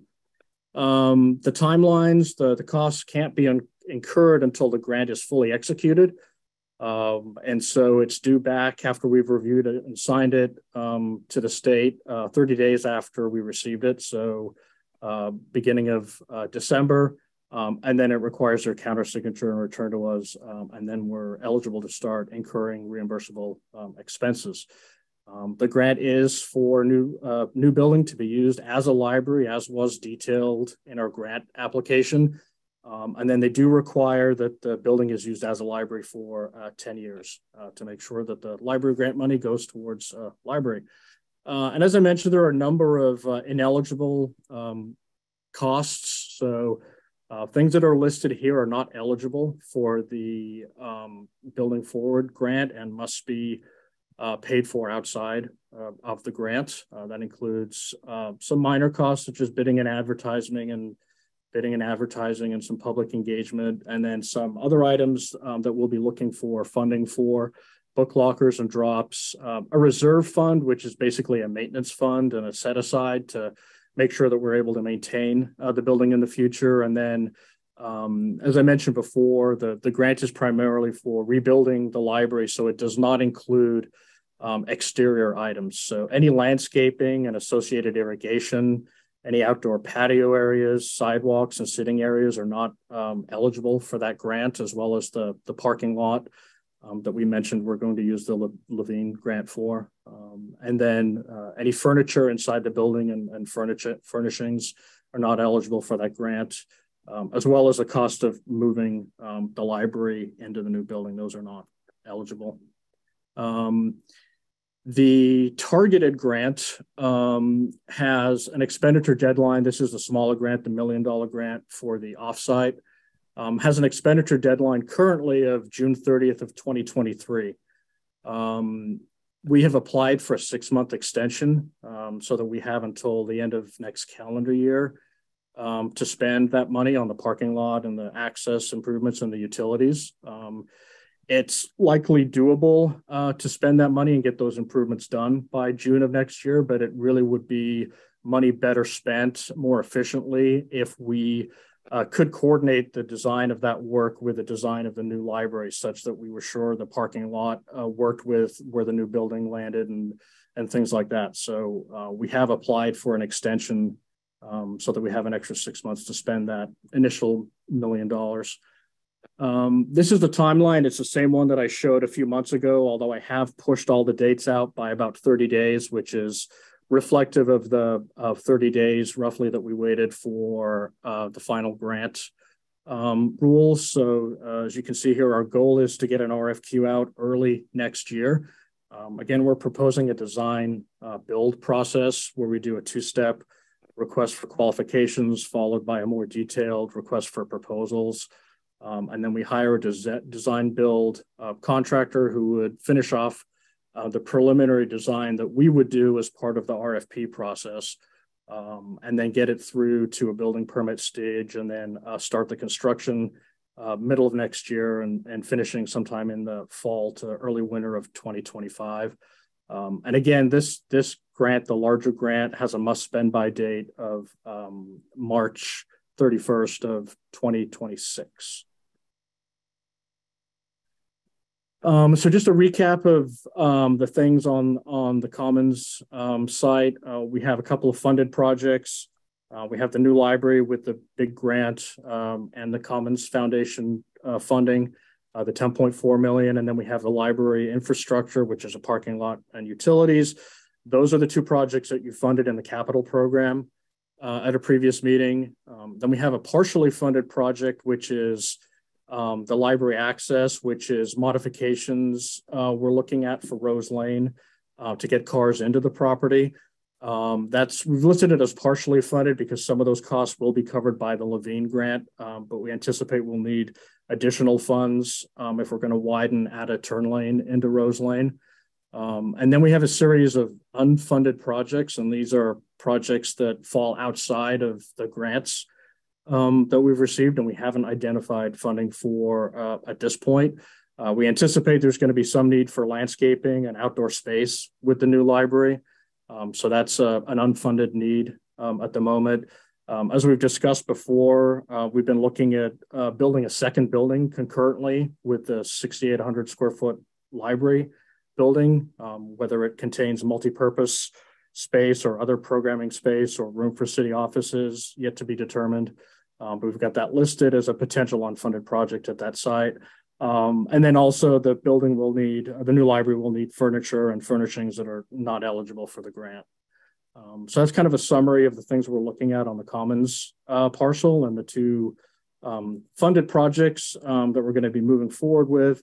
And then some of the other projects that we're going to be coming back with you at future meetings to discuss the funding mechanisms and opportunities for those. So that's a quick update on the Commons project. I'm available for any questions. This is a business item.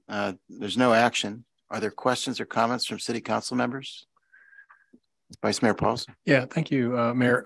Julian, just on your cost projections, I'm curious how you're looking at inflation, given that it's high rate now and, the variability and unpredictability of labor and construction building material costs.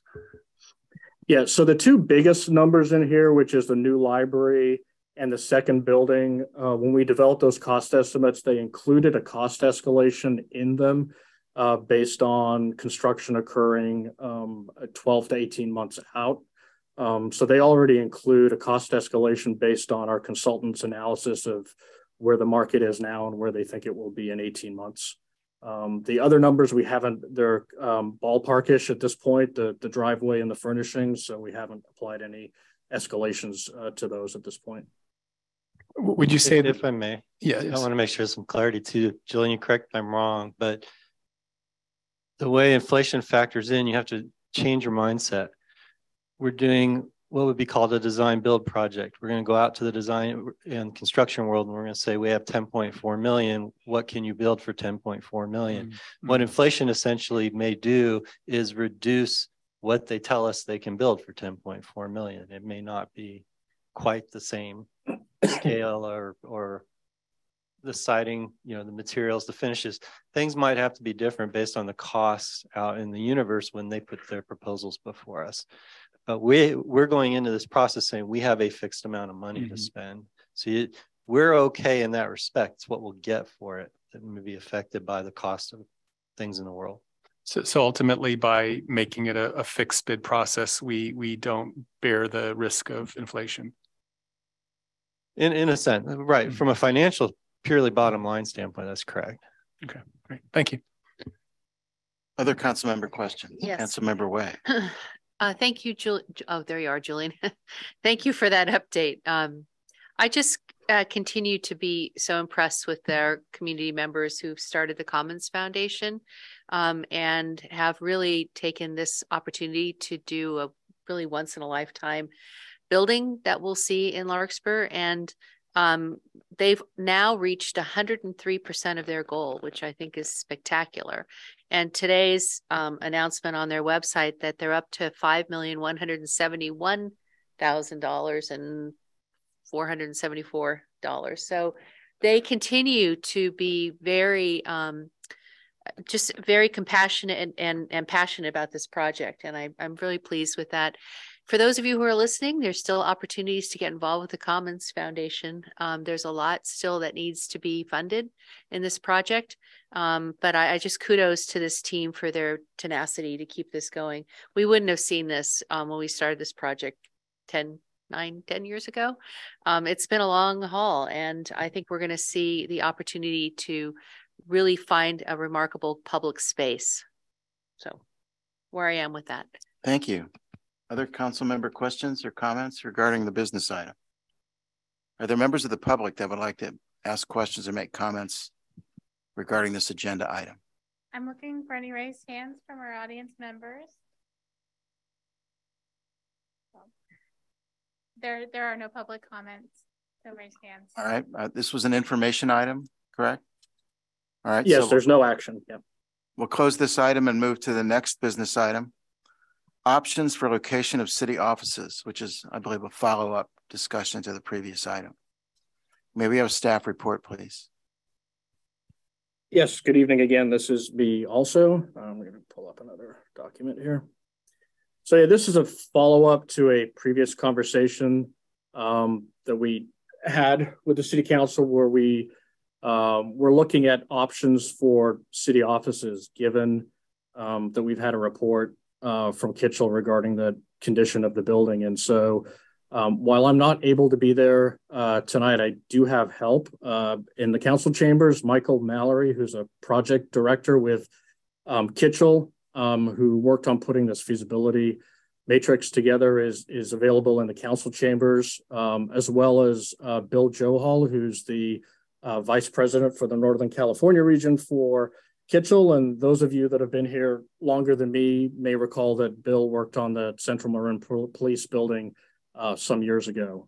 So they're both with me here tonight as we work through presenting this feasibility matrix to you and available to answer any questions that may come up. So as you recall, when we discussed city offices options at the last meeting, we had a number of alternatives, including renovating the building, leasing a different building, or building at the common site. And so we were asked to put some of those costs and values and benefits together in a matrix and do a pretty high level feasibility analysis with a short turnaround. And so we've laid the items out in a matrix here. We have added a couple of things from our last discussion. So I'm quickly just going to go through these options and highlight them, and then open it up for you to ask questions, and then we can drill down a little bit more with Kitchell's help if there's questions about some of these numbers or some of the items. And so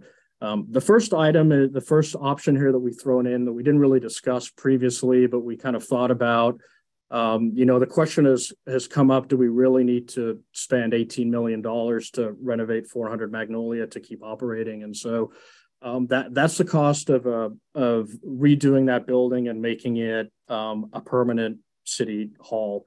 There is a less expensive rehabilitation that you could do for the life safety of the building that would allow the city to keep operating there. But you wouldn't get all the benefits of a complete renovation, and you would still end up with a building that could have continuing issues down the road. And so we have thrown that in there, estimated that's about a $9 million upgrade.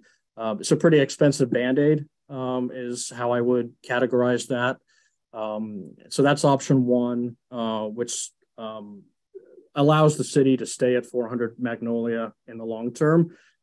It is a project that would require moving city staff out of 400 Magnolia for some period of time while those renovations were taking place.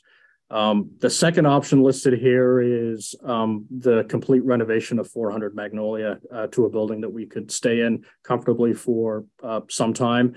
That's been presented to you before as about an $18 million project. And in looking at these costs in this matrix, we want to make sure that we're comparing apples to apples. So there's an acknowledgement that this project would include the temporary relocation of city offices for some time while we renovated that building. And it's also a double move project. We would have to completely move city staff into a temporary location and then another move later on to move out of the temporary back into 400 Magnolia after it's renovated. And so that creeps this project up to closer to 20 million is the number that we have shown in there. And then the next option is if we were, instead of staying at 400 Magnolia, we were to go lease some existing space somewhere in the city. And again, as we've talked about before, lease costs are a little all over the place, depending on the condition of the building and what's required for tenant improvements. And so we've put a number in here for about $300,000 a year. Again, that number could fluctuate quite significantly depending on what's available and what kind of condition it's in. There's also likely some one-time costs for some tenant improvements. Again, if the city were moving somewhere permanently as opposed to a temporary move while 400 Magnolia is being renovated, then there would likely be some pretty significant tenant improvements that would be needed to a space to make it work for city operations. And so each of the options 3, 4, and 5 have also a tag on them of $15 million for assuming that we're going to renovate 400 Magnolia for some other purpose. So options 1 and 2, city offices stay at 400 Magnolia. Option 3, 4, and 5, city offices move out of 400 Magnolia. And then there's a $15 million tag that's common to all of them for renovating 400 Magnolia for whatever the city decides to do with it next, whether it's a ground lease out to somebody or we find some other use for it. And then at the very end, option 6 contemplates that we don't spend that 15 million and instead we find a partner or a nonprofit that will take the building as is, and either we come up with some lease arrangement or they do the improvements, but we don't have to spend that money. So 3 is we lease some other space permanently. We move out of 400 Magnolia. 4 is the option where we build a second building at the Commons parcel at the same time as we're doing the library. And so as we've talked about before, we're showing a price tag of about 7.5 million here. And again, this is looking at a 5,000 square foot building. And then option 5 is we build a new building, but it's not at the Commons parcel, and it's not necessarily right away or in concert with building the new library. And so that shows a cost increment of about another $2 million versus if we were to do option 4. So we end up with a new 5,000 square foot city office building somewhere, but it's a cost plus of about $2 million versus if we were to build at the same time and at the library parcel. So as we go through this, that's a cost part of it. And then looking down at the value, there's historic value in keeping city offices at 400 Magnolia.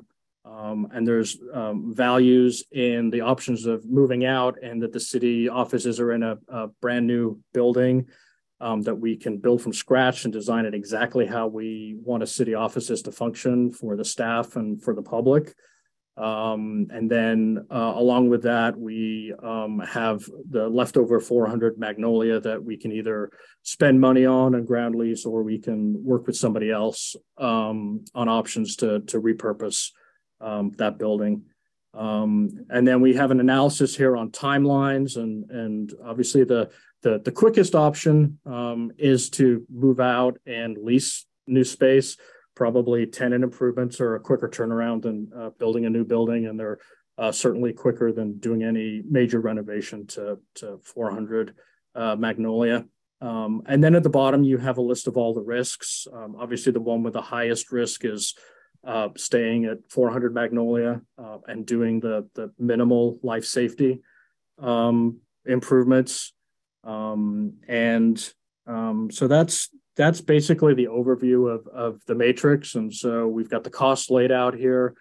We've got the value, what you get for each one of these options. And at this point, I think I'll turn it over. I'm not sure, Bill or Mike, if you want to add anything that I may have missed in going over this, or if the council's ready to ask questions of the group. Nothing to add here. Thank you, Julian. Yeah, Julian, I think you've done a wonderful job in summarizing the chart. I have nothing further to add, other than it's a pleasure to be back here working with the city of Larkspur. As Julian mentioned, I had the honor of working with the city for the Twin Cities Police Project many years ago. So we're excited to work with the city again to another successful project. So if you have any questions, both Mike, myself, and Director Skinner would be happy to respond to any questions you may have. Are there any questions of the consultants or staff regarding the presentation? Councilmember Kandel. Thank you.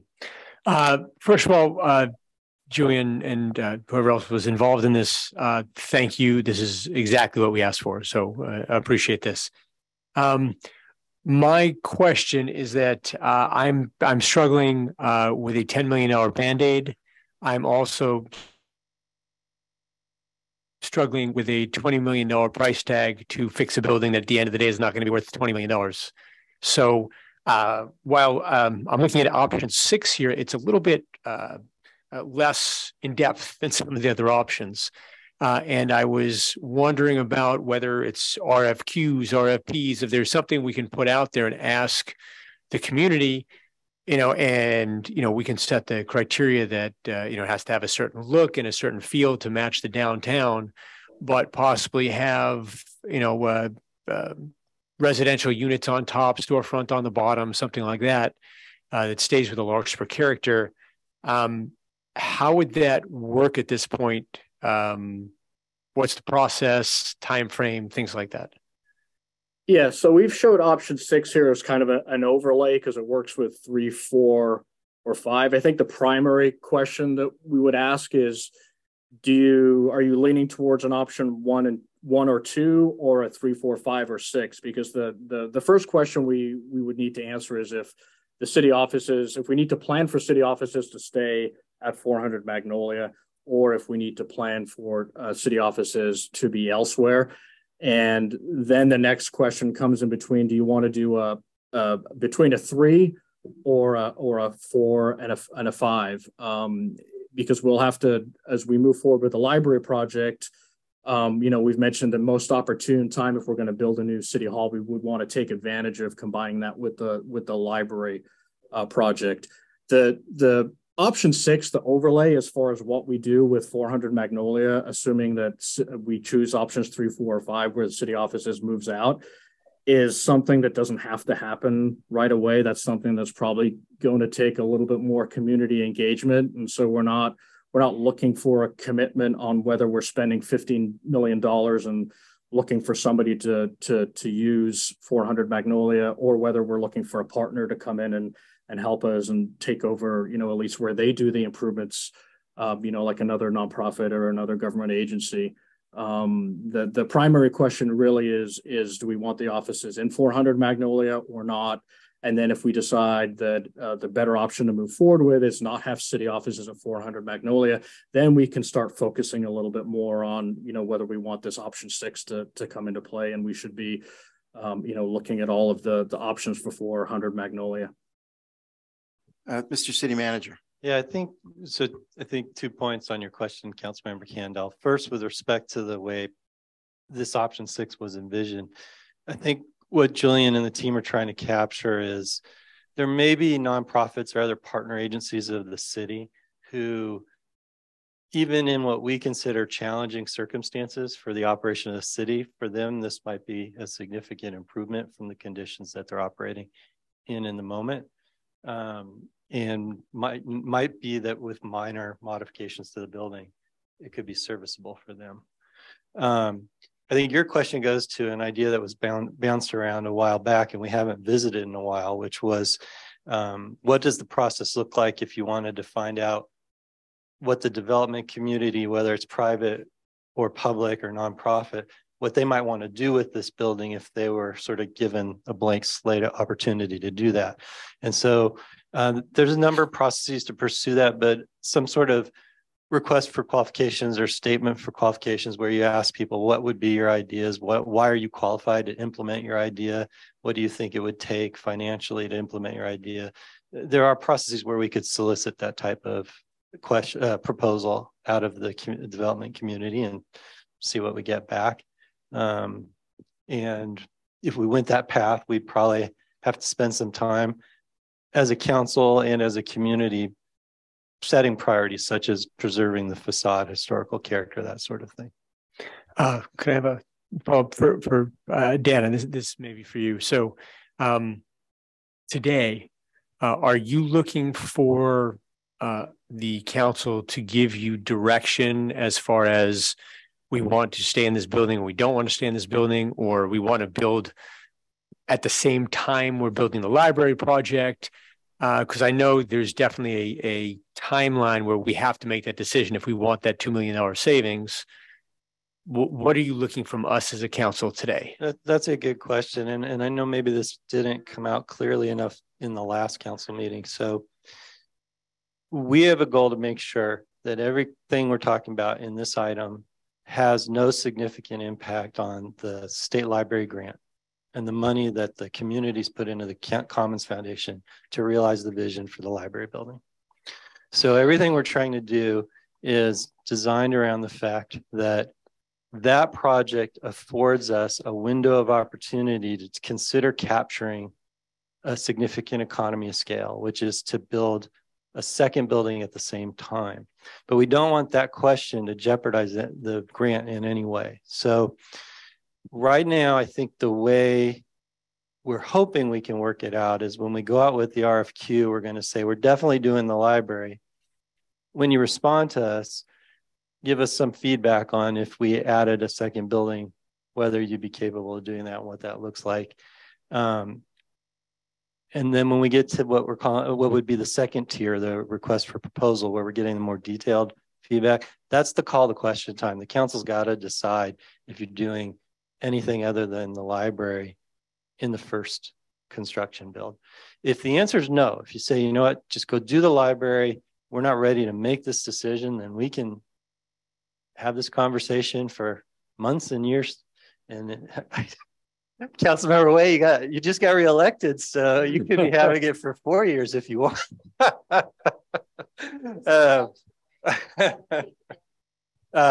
So what I'm looking for and what Julian's looking for is we need feedback about that particular path. And if the council wants to entertain the idea of building a second building at Rose Lane that incorporates city offices or doesn't, as you saw in the last presentation, we didn't want to preclude a discussion about whether you want to just build a big multi-purpose box as a second building.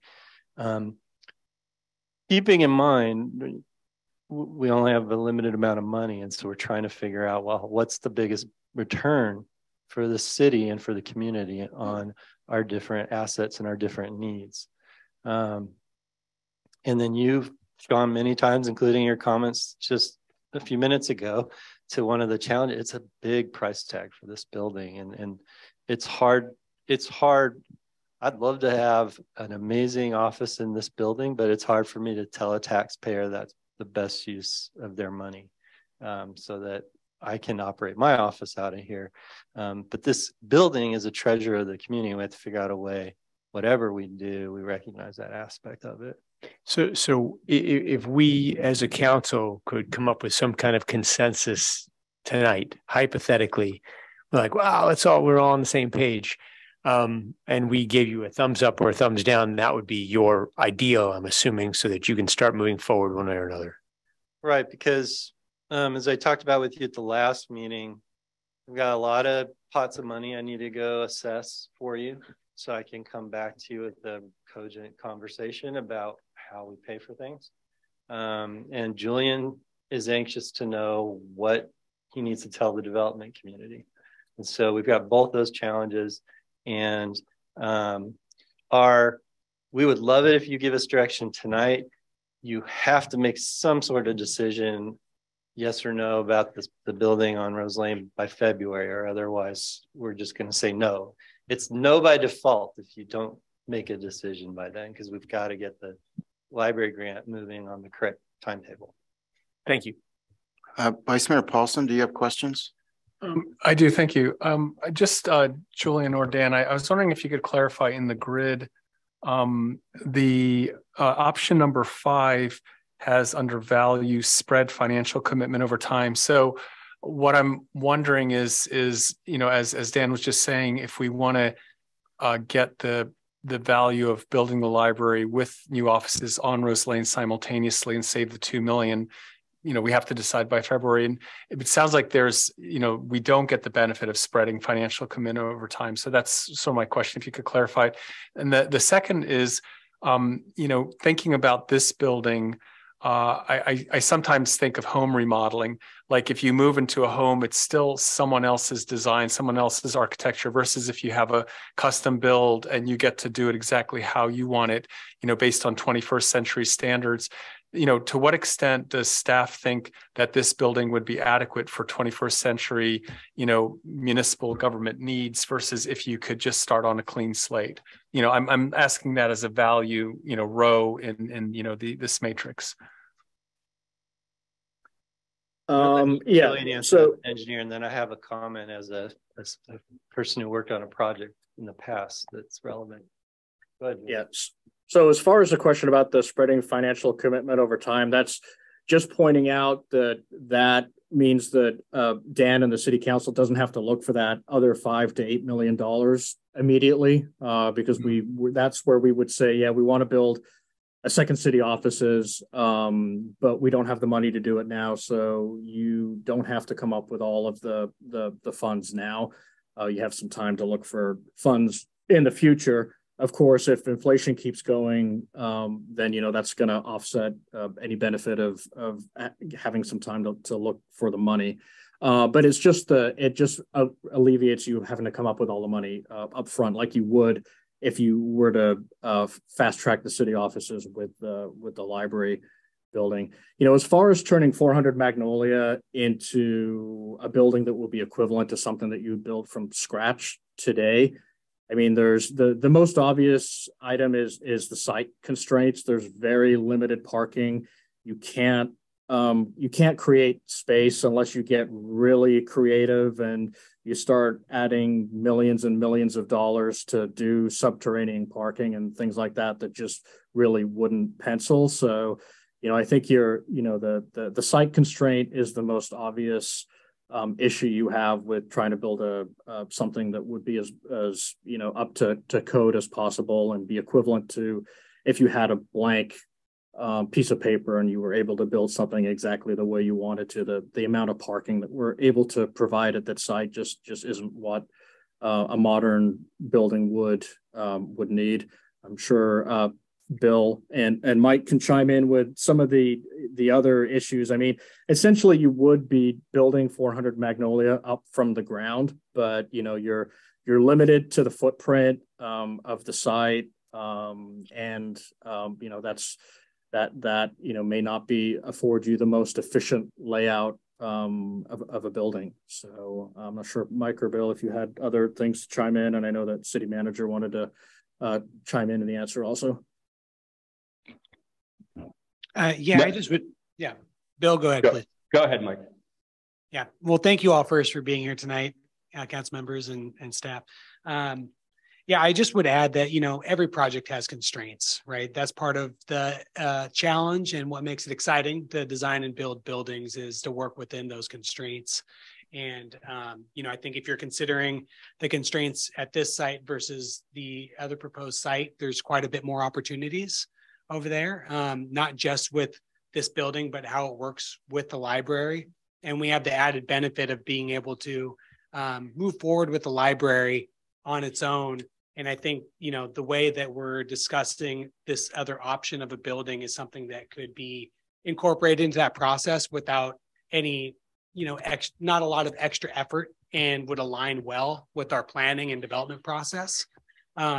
So there's a lot of benefits to that, but we also understand, you know, these things can take a long time, and these are big decisions for a city to make, right? So I think there's also options to explore. You know, if you start with that basic building, you know, that is running concurrently with the library, you know, it's not that much different than leasing a space. If you build something very basic and then in a couple of years you decide you want to do a tenant improvement there, that's also something you could do by kind of moving forward with this concept, this general concept.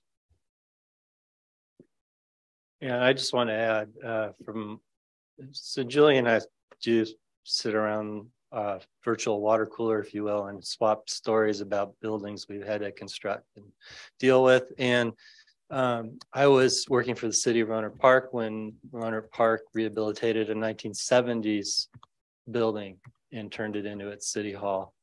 It's a great building. We did a really nice job, I think. But when you rehabilitate an existing building and you try and make it a modern building, you make a lot of compromises in the things that people don't see.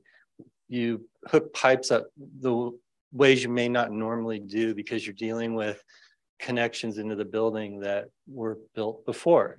Mm-hmm. You wire the building differently than you might not, that you wouldn't necessarily do if you were wiring from scratch.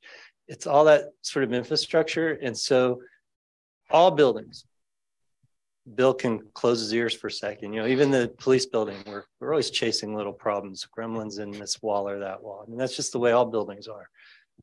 I can tell you in the Rohnert Park case, and I just feel it's what happens when you try to make an older building modern, you're chasing a lot more stuff, and you always will be. It's just kind of the nature of the beast. That doesn't mean it's not a worthwhile thing to do, because the building and has its own value, and that has to be factored in. But your question was modern office operation, and I don't think you'll ever achieve true modern operation because you'll be trying to always be marrying old infrastructure with new. I appreciate that. I just wanted to say one last thing, and I think Councilmember Haroff and Hilmer were, you know, at our special meeting on the I think it was the 6th of October, 26th of October, you know, going back and forth about, you know, whether we should stay here or go, and the conclusion was to have a feasibility study, which this, you know, seems to be really, you know, the deliverable, and what's tallying in my head is, you know, I think the column here says it well, you know, the value of staying here is historic and community familiarity. And I think those are values.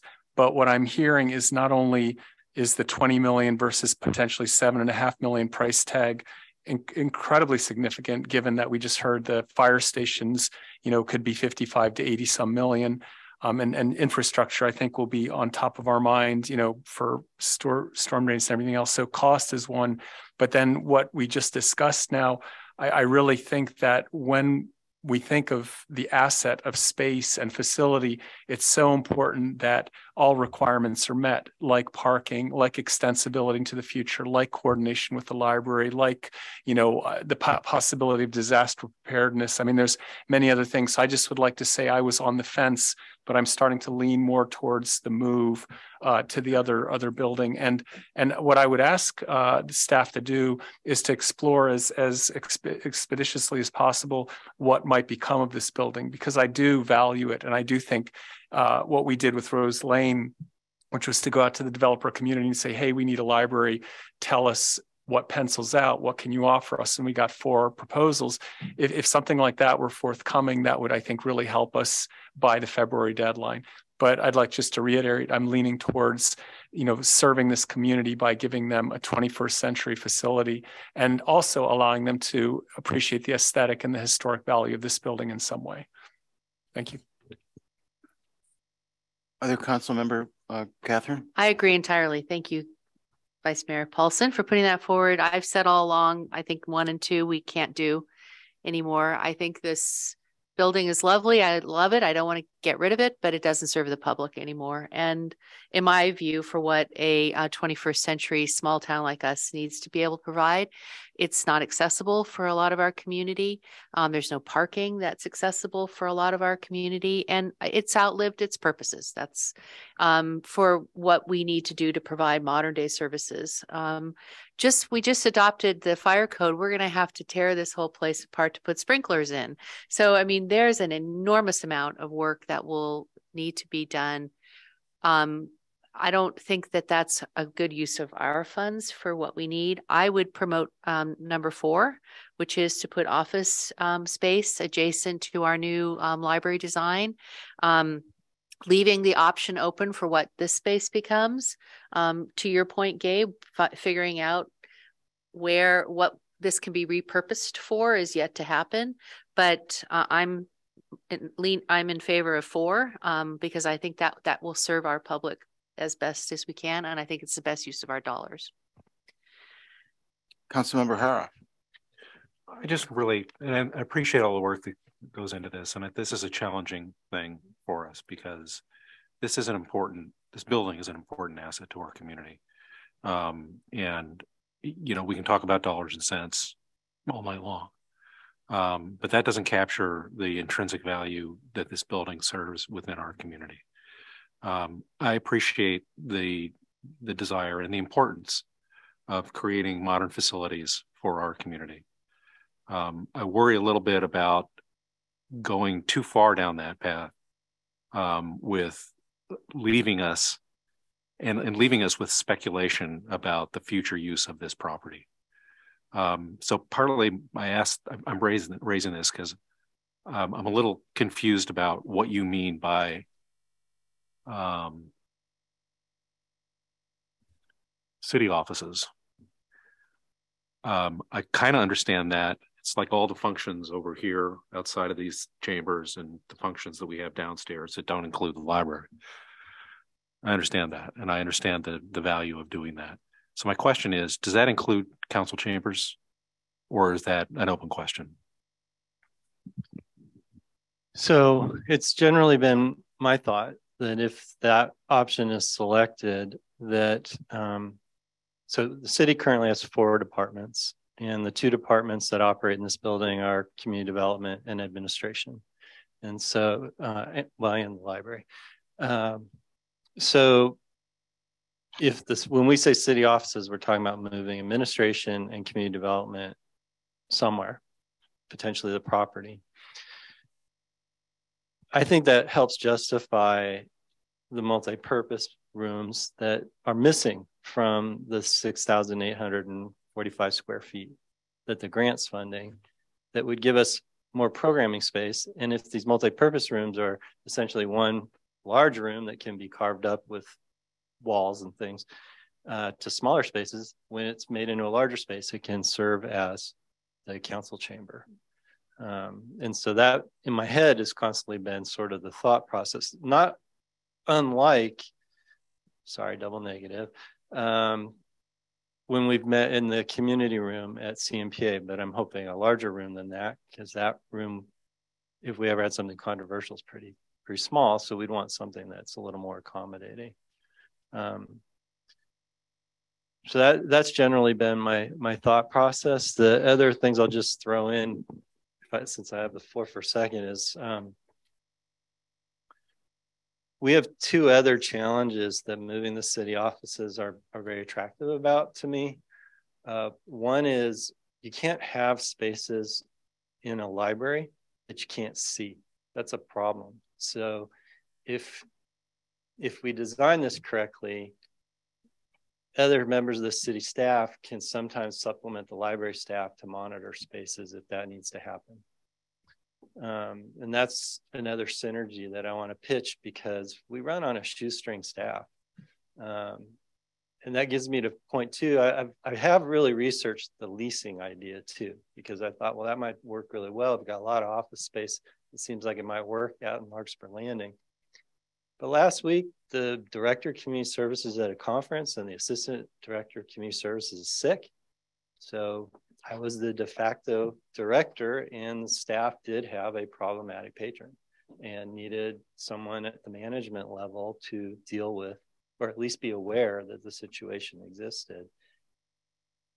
That's why I think even if we aren't on that property, we need to be in relative proximity to the library if we're going to continue to operate at this scale that we operate at. Just for clarity, I think you answered my question. I added all sorts of other things. Yeah, you added a lot of other things in there too. And yes, I think the council chamber would be part of a multi-purpose room at the. And that's what I was trying to get at. And this building under that scenario would no longer be used for any city purposes. Unless we chose to like find something that did, but it wouldn't be a permanent dedication, for example, to have city council chambers remain here. Well, you're always going to run into the parking problem here, right?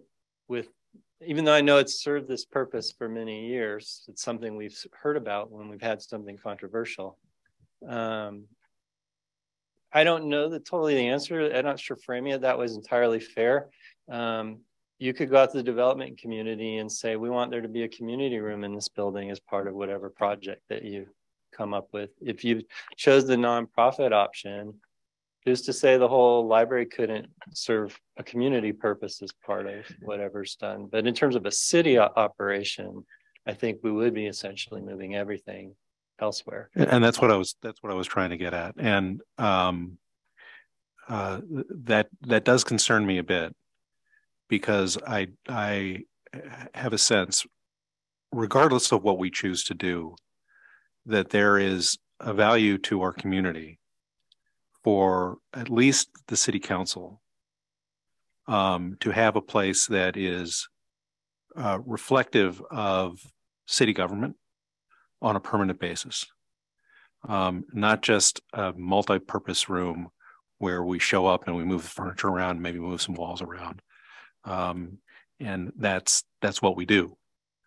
That seems to me that diminishes the role that council plays within the community. And there may be ways to get around that. I'm not sure. And I'm not suggesting that we shouldn't move council chambers out of this building if that's what makes the most sense. But I do have a concern that basically putting us in what are, as we're describing it, a multi-use room, where when we have a city council meeting, not that I'll be around, when we have a city council meeting, that basically what we're doing is we're moving the furniture around and moving some walls around. And that doesn't sound like a permanent fixture of our community. And I'm afraid about losing that. Thank you. Councilmember Candela, any further thoughts? Yeah, I just had a question. So when we are design, hypothetically, if we said, we all agree with what Kevin just said, and said, you know what, in this design, we would like there to be a permanent, council chamber. Is there any reason we can't do that? There certainly is no reason you can't do that. I'll play devil's advocate if you'll allow me for a second. So, well, I do think you can buy movable modular furniture that can create a sense of a council chamber. This is a lousy presentation room for the library. I don't know if you've ever been here when there are kids here for a puppet show, for example, and they're slammed up against the walls, and the puppet shows had to take up more space than it ought to because it can't be, it's basically lost 10 feet of the room. Being a council chamber doesn't lend itself to being a great multi-purpose room. So I totally understand Councilmember Harff's point. And as a student of government, I get the idea of the hall of government. But at the same time, that means the room's purpose is 10 times a month at night. And then it's not maximizing its utility the rest of the time. So hypothetically, this particular room that we're in right now, if with modern modular furniture, whatever, council, these benches and the desk was on wheels or whatever it is, and you can just roll it off to the side, and then all of a sudden you have this whole space. Would that be okay for the library building? Is that still, I mean, because I know we have constraints about what we can use those dollars for. Would that be okay? Well, again, we've been thinking this would be a second multi-purpose feature in the second building. The second, right? Okay. It'd be a multi-purpose feature in the second building. it resolves, in my mind, the shortcoming of the 6,800 square feet, which is not a lot of multi-purpose program space and meeting space. And if for those of us who've been on this project a long time, I'm going to look over at Councilmember Wake. She's been with me a long time on this one and a lot of meetings, as have all of you. But we heard over and over again, more meeting space, more meeting space, more meeting space. That was the second comment. And the first was we want a modern library. Then the next comment was always we want more meeting spaces.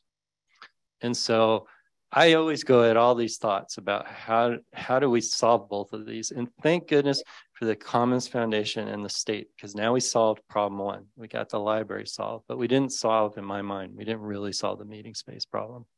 And that's the constraint of the grant, right? The grant said we can only replicate what we have. And so we can only replicate in some way this meeting space in terms of size. And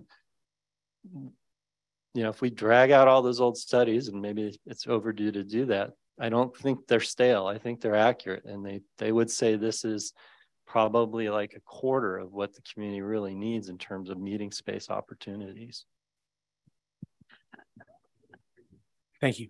Just if I could chime in on that, I think a key that we need to think about is flexibility and multi-purpose uses of a space for the greatest programmatic ability and the greatest use of the greatest number of our community members.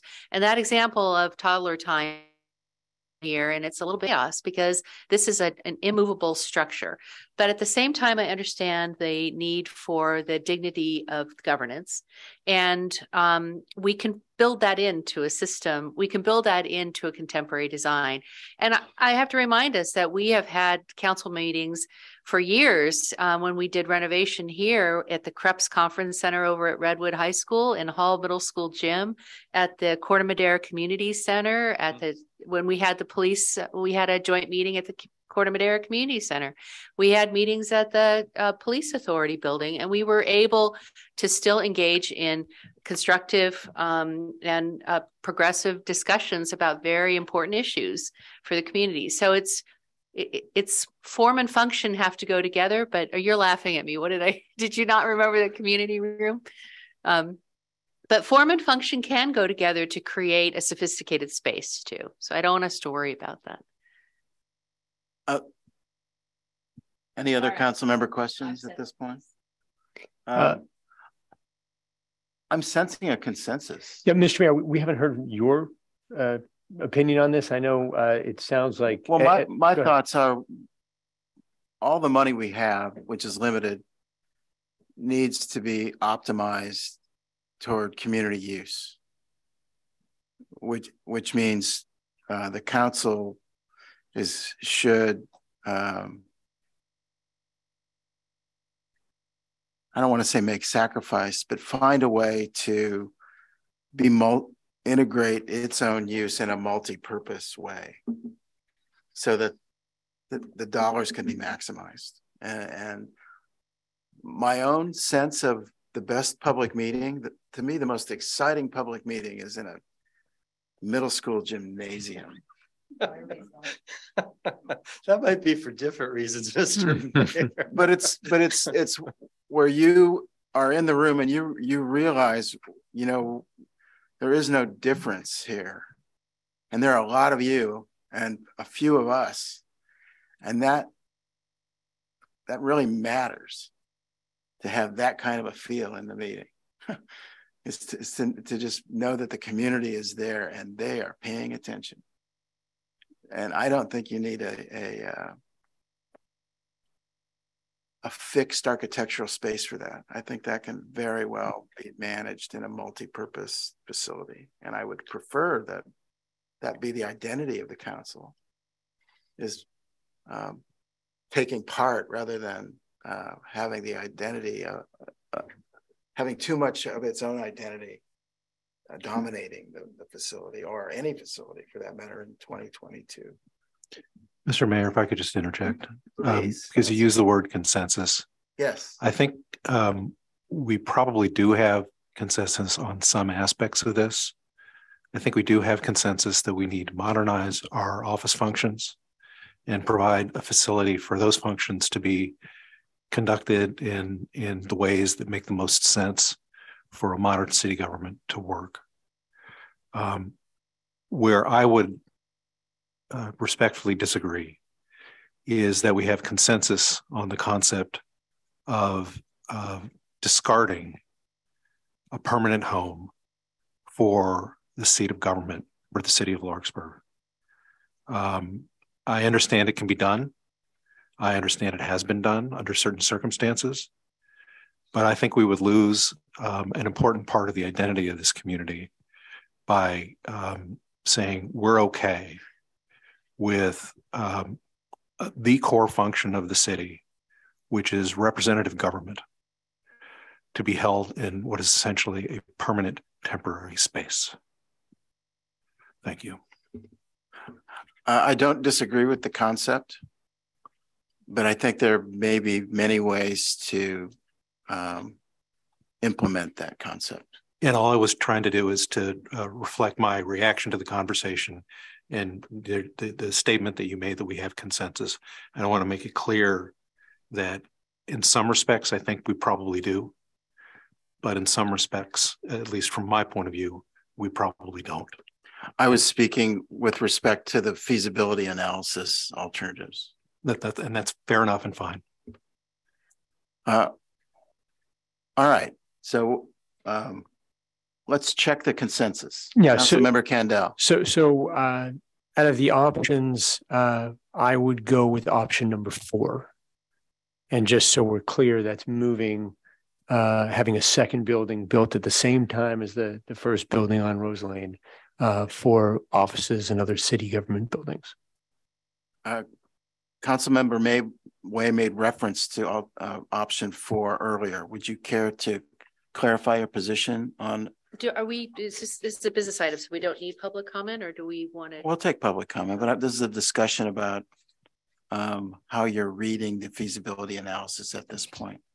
Well, how I'm reading the feasibility analysis is how I positioned myself before, which is number 4, because I think we need contemporary office space, not necessarily a new building, but if that's what the RFP shows us to do, because I don't think that this I think this building will keep and we'll figure out a new purpose for it, but I don't think it serves its function for contemporary government. So I'm in consensus for number 4. So we've heard 2 council members express interest in moving the administrative offices. Yes. Councilmember Hara, would you like to? As I said, I think we have consensus on some aspects of what we've been discussing tonight, and we don't have consensus on others. I can repeat what I've said before. I don't think that's really necessary, but I understand the value of having modern facilities to support office functions for the city. That's fine with me. And if that's the consensus that you're looking for, I'm okay with it. I'm also, I think, and this is a little inconsistent from what I may have said in the past, I'm also okay if we have a plan that makes sense and has community buy-in for repurposing this building. We can take the title of the building of City Hall off of it, and we could put a new title that says Old City Hall. They do that with banks all the time in San Francisco. That's fine. I don't care about that. What I do care about, as I've said, is relinquishing a permanent facility that we can say is the seat of government for the city of Larkspur. That may require some compromises in the utility of where that would be and how it would be designed. I don't have a problem with that. I think the value of that permanence associated with city government to that extent is essential and will be expected by our community. So at least on that point, I don't think we have a consensus. I see the value of option 4. I don't see actually option 4 necessarily precluding the kinds of things that I've been suggesting in this conversation. I think it probably could be accommodating to that. And I'd like to see how that might work out. But if the idea is that the outcome of the assessment that we go to support that alternative would be to simply have the core government function, which is the viability of this governing board to be in temporary space, is something that I find objectionable and I could not support. Thank you. Vice Mayor Paulson, further comment. Yeah, thank you. So just to kind of summarize what I said earlier, I'd say option 4 and 6. So, we haven't really talked about 6 as much, but, members of the community, including Councilmember Haroff, have reflected quite accurately that this place has a lot of value and it's historical, it's community, it's really, but I do think that if we can, as soon as possible, get staff to come back with what, the development community or nonprofit community or any interests might, envision for the future of this building, that would be hugely helpful, because I kind of feel like we're running off to one thing and then we're just leaving this and hanging. So that would be my only addition to everything else that's said. And I think 4, for all the reasons that have been discussed, is my preference. Thank you. So it seems that we're leaning toward the right side of the feasibility matrix, right, of option 2. Does that, if that were the consensus of the council, would that provide adequate direction to staff at this point? Yes, Mr. Mayor, what I would take away from this is that I will ask Julian Skinner and his team to do a couple of things. One is craft the request for qualifications for the development of our parcel, the Commons parcel, such that it will have the 6,845 square foot library, and it'll have a second building with to be determined. And Julian's smarter than me; he'll figure out how to write this, how those buildings are connected and that sort of thing. At the same time, we will expedite crafting a document that we could put out to the development community to solicit ideas for the use of this building, to see what's out there, what people would propose. That's a non-commitment from the city. That's just asking the development community what you might or might not do if you had the option.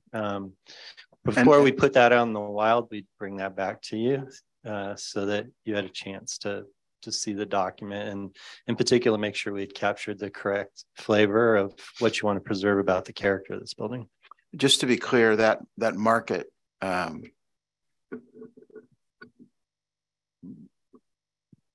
assessment you're making would include other partner government agencies. Definitely. And it'll include the gamut of us continuing to own this building, or whether or not we ground lease it. I don't know what I'd open that up too, because different entities have different ways of financing their projects, and there may be benefits that we don't appreciate based on those types of arrangements. Thank you. Councilmember Kendall. Yeah, just a quick question. So for the library, we are saying this is the amount of money that we have and what can you build us for it. For the second building, it sounds kind of like we're saying this is what we want and how much is it going to cost. Well, I think we'll try to come back with some pot of money and get your confirmation that you're comfortable committing that much money to the project. I've kind of shown you before some different pots, and now I'll need you to decide if you're comfortable moving some of those monies around. Okay, thank you. Thank you. I believe we've given proper direction, and do you want some public comment? We do want public comment, and I'll open it for public comment at this time. I'm looking for any raised hands from our audience members. Kevin Carroll. Welcome, Councilmember-elect Carroll. Thank you.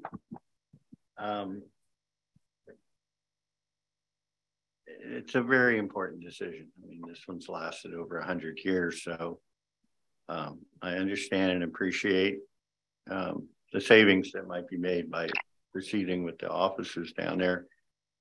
But at some point, the questions that are going to come from my mind is one, the the safety and flooding aspects. I've talked about that before.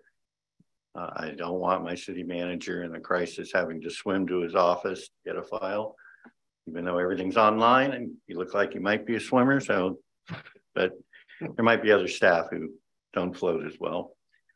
The other thing I haven't heard, and I think it would be an easy number to get that I would really want to know, is the subject to parking keeps coming up. And so my question would be, what are we talking about in numbers? How many staff parking spaces would have to be at this new site? How many public spaces? How many people come to the city offices that are here already? Currently, I mean, I know it gets crowded, particularly when the library's busy, and that'll no longer be an issue, hopefully, but what are the requirements for parking? How big is that parking lot going to be? I think the Rose Lane people would love to know how many spaces are going to be taken up or might be needed for the administrative purposes. And then the last thing, and I would like a copy of the fire station report, a physical copy if you got it. Excellent. I meant to ask for it. That's to me another sort of issue that comes up with this. I assume we own the fire station. The city does. So if based on this report that fire station has to move, the square footage can't accommodate what the department's needs are, does that present more options as far as this building? Do we tear that down, use that temporarily to remodel this, and then maybe tear that down for parking spaces? Is that an option? Are the time frames, you know, do they conflate to where we have to make decisions on both issues roughly in the same time frame, and they complement each other? It sounds like you're right for your first briefing. So that's my public. Thank you for your comments. Look forward to seeing you up here. Are there other public comment this evening on this item? Yes, next comment will come from James Holmes.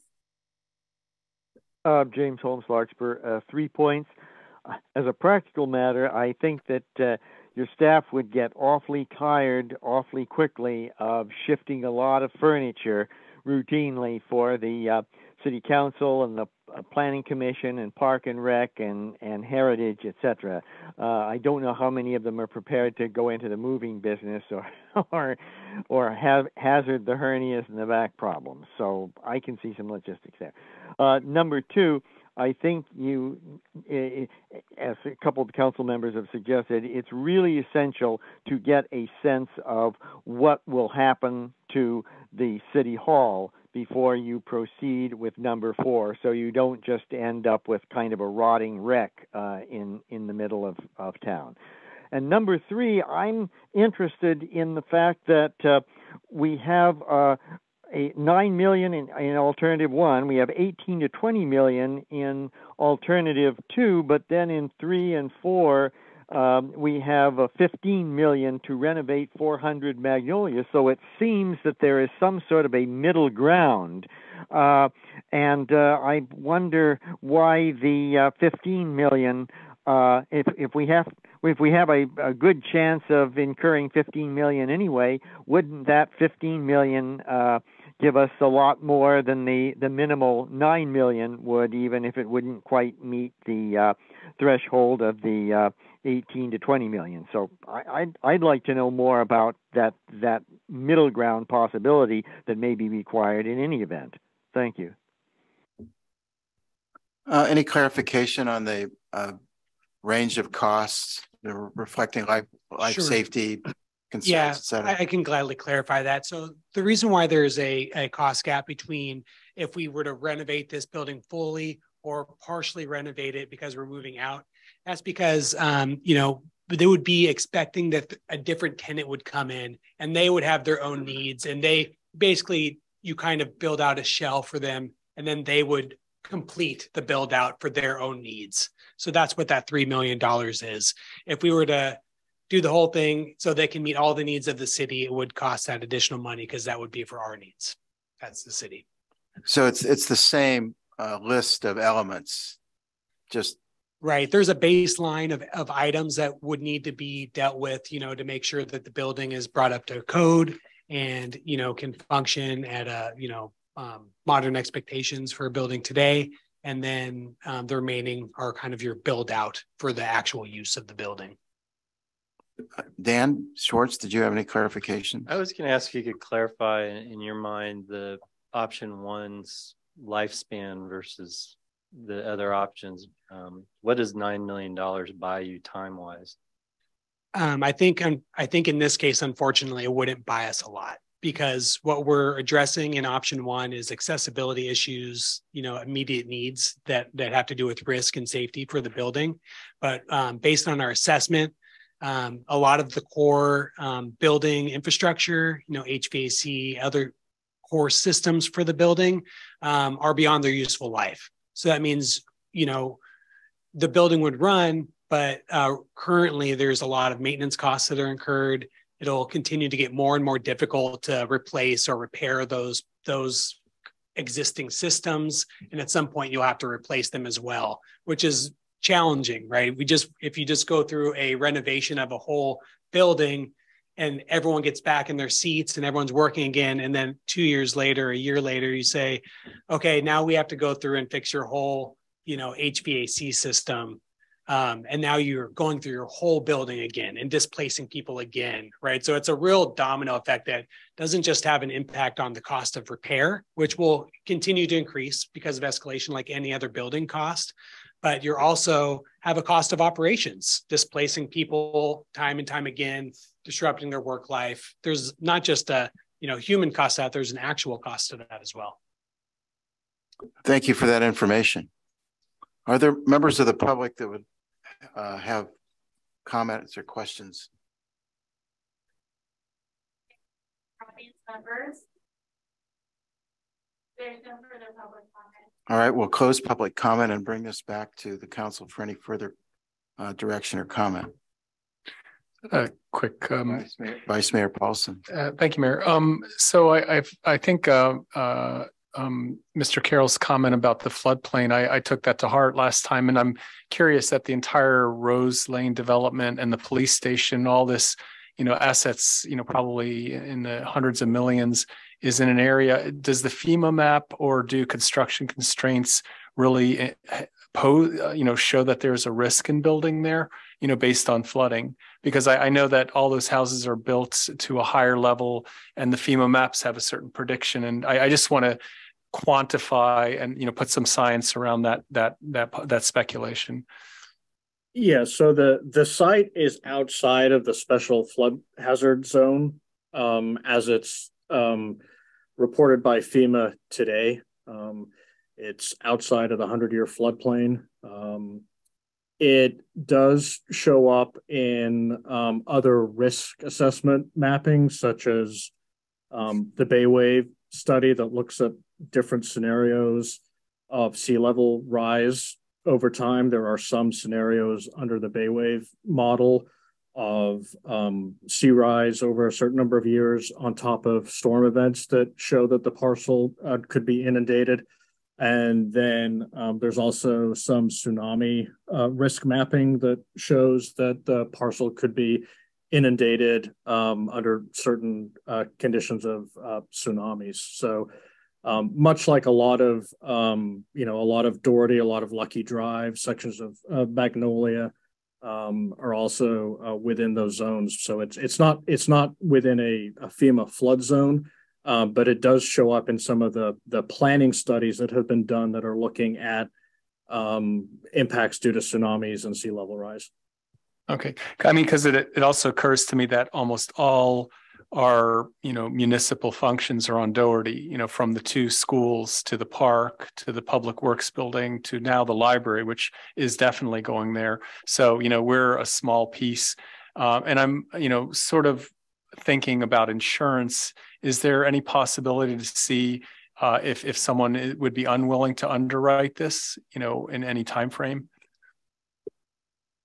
I'm not an insurance expert. The only I know there's an issue with the FEMA flood mapping. If you're within a FEMA zone, then there are certain insurance requirements. If you have a mortgage, I'm not aware of any requirements based on any of those planning studies regarding sea level rise. Mr. City Manager. Yeah, we're in the same risk pool as Central Wind Police are, and they've never had a problem purchasing excess disaster insurance for the building. So I would assume we wouldn't either. Okay, thank you. But we're including environmental factors in the planning and design of the facility. Yeah, as we do for all of us. That property was prepared to the best of our ability for all of these. Mr. Carroll's right. You know, the maps do show, Councilmember-elect Carroll is right. They do show that if we reach the 100-year flood or sea level rise keeps going, there's a day when that property may be covered in water. But Mr. Vice Mayor, your house will be covered in water in that same scenario. So we might all have bigger problems than just our property at that point. I built a seawall. Well, you do have that interesting addition above your garage. So I think that might be where you'll get it. Okay. For the purposes, Councilmember Kendall. Sorry, quick question. And this is from architectural complete ignorance. Is it possible to raise the building when we're building it so that we can, mitigate these issues as much as possible? I think Julian can correct me wrong. I think we had the developer take care of a lot of that before we took the property. So the property itself's been raised. It already has like a foot, I think, above. Is that right, Julian? Yeah, in the grading plan for the subdivision, the houses and the streets and everything were designed at an elevation such that a new building on that site would be placed above the 100-year flood zone, which it is required to be per the building code. You can always in answer to your question, we can make it as high as we want. You can always build it higher, but then you start getting into ramps and things like that to get into your building. So, okay, thank you. Okay.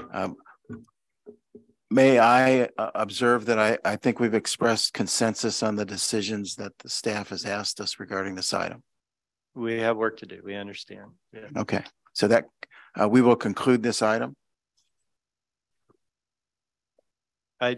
Before we conclude both items, I did want to acknowledge Julian and one of Sky Woodruff, our city attorney's associates, Jordan Bishop, have spent a lot of time in the last few days diving into the minutia of the state library grant. And I really want to appreciate that. We're trying to go as fast as we can. And we went from no information to they just dropped a lot of information on us. So I appreciate all the work they've been doing the last few days to read every little detail of the grant.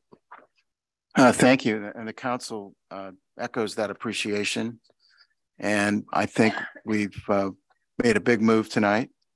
And I appreciate the information that went into helping us make that decision. So with that, we will end that item. And the only item left for this evening is adjournment. I will take a motion to adjourn.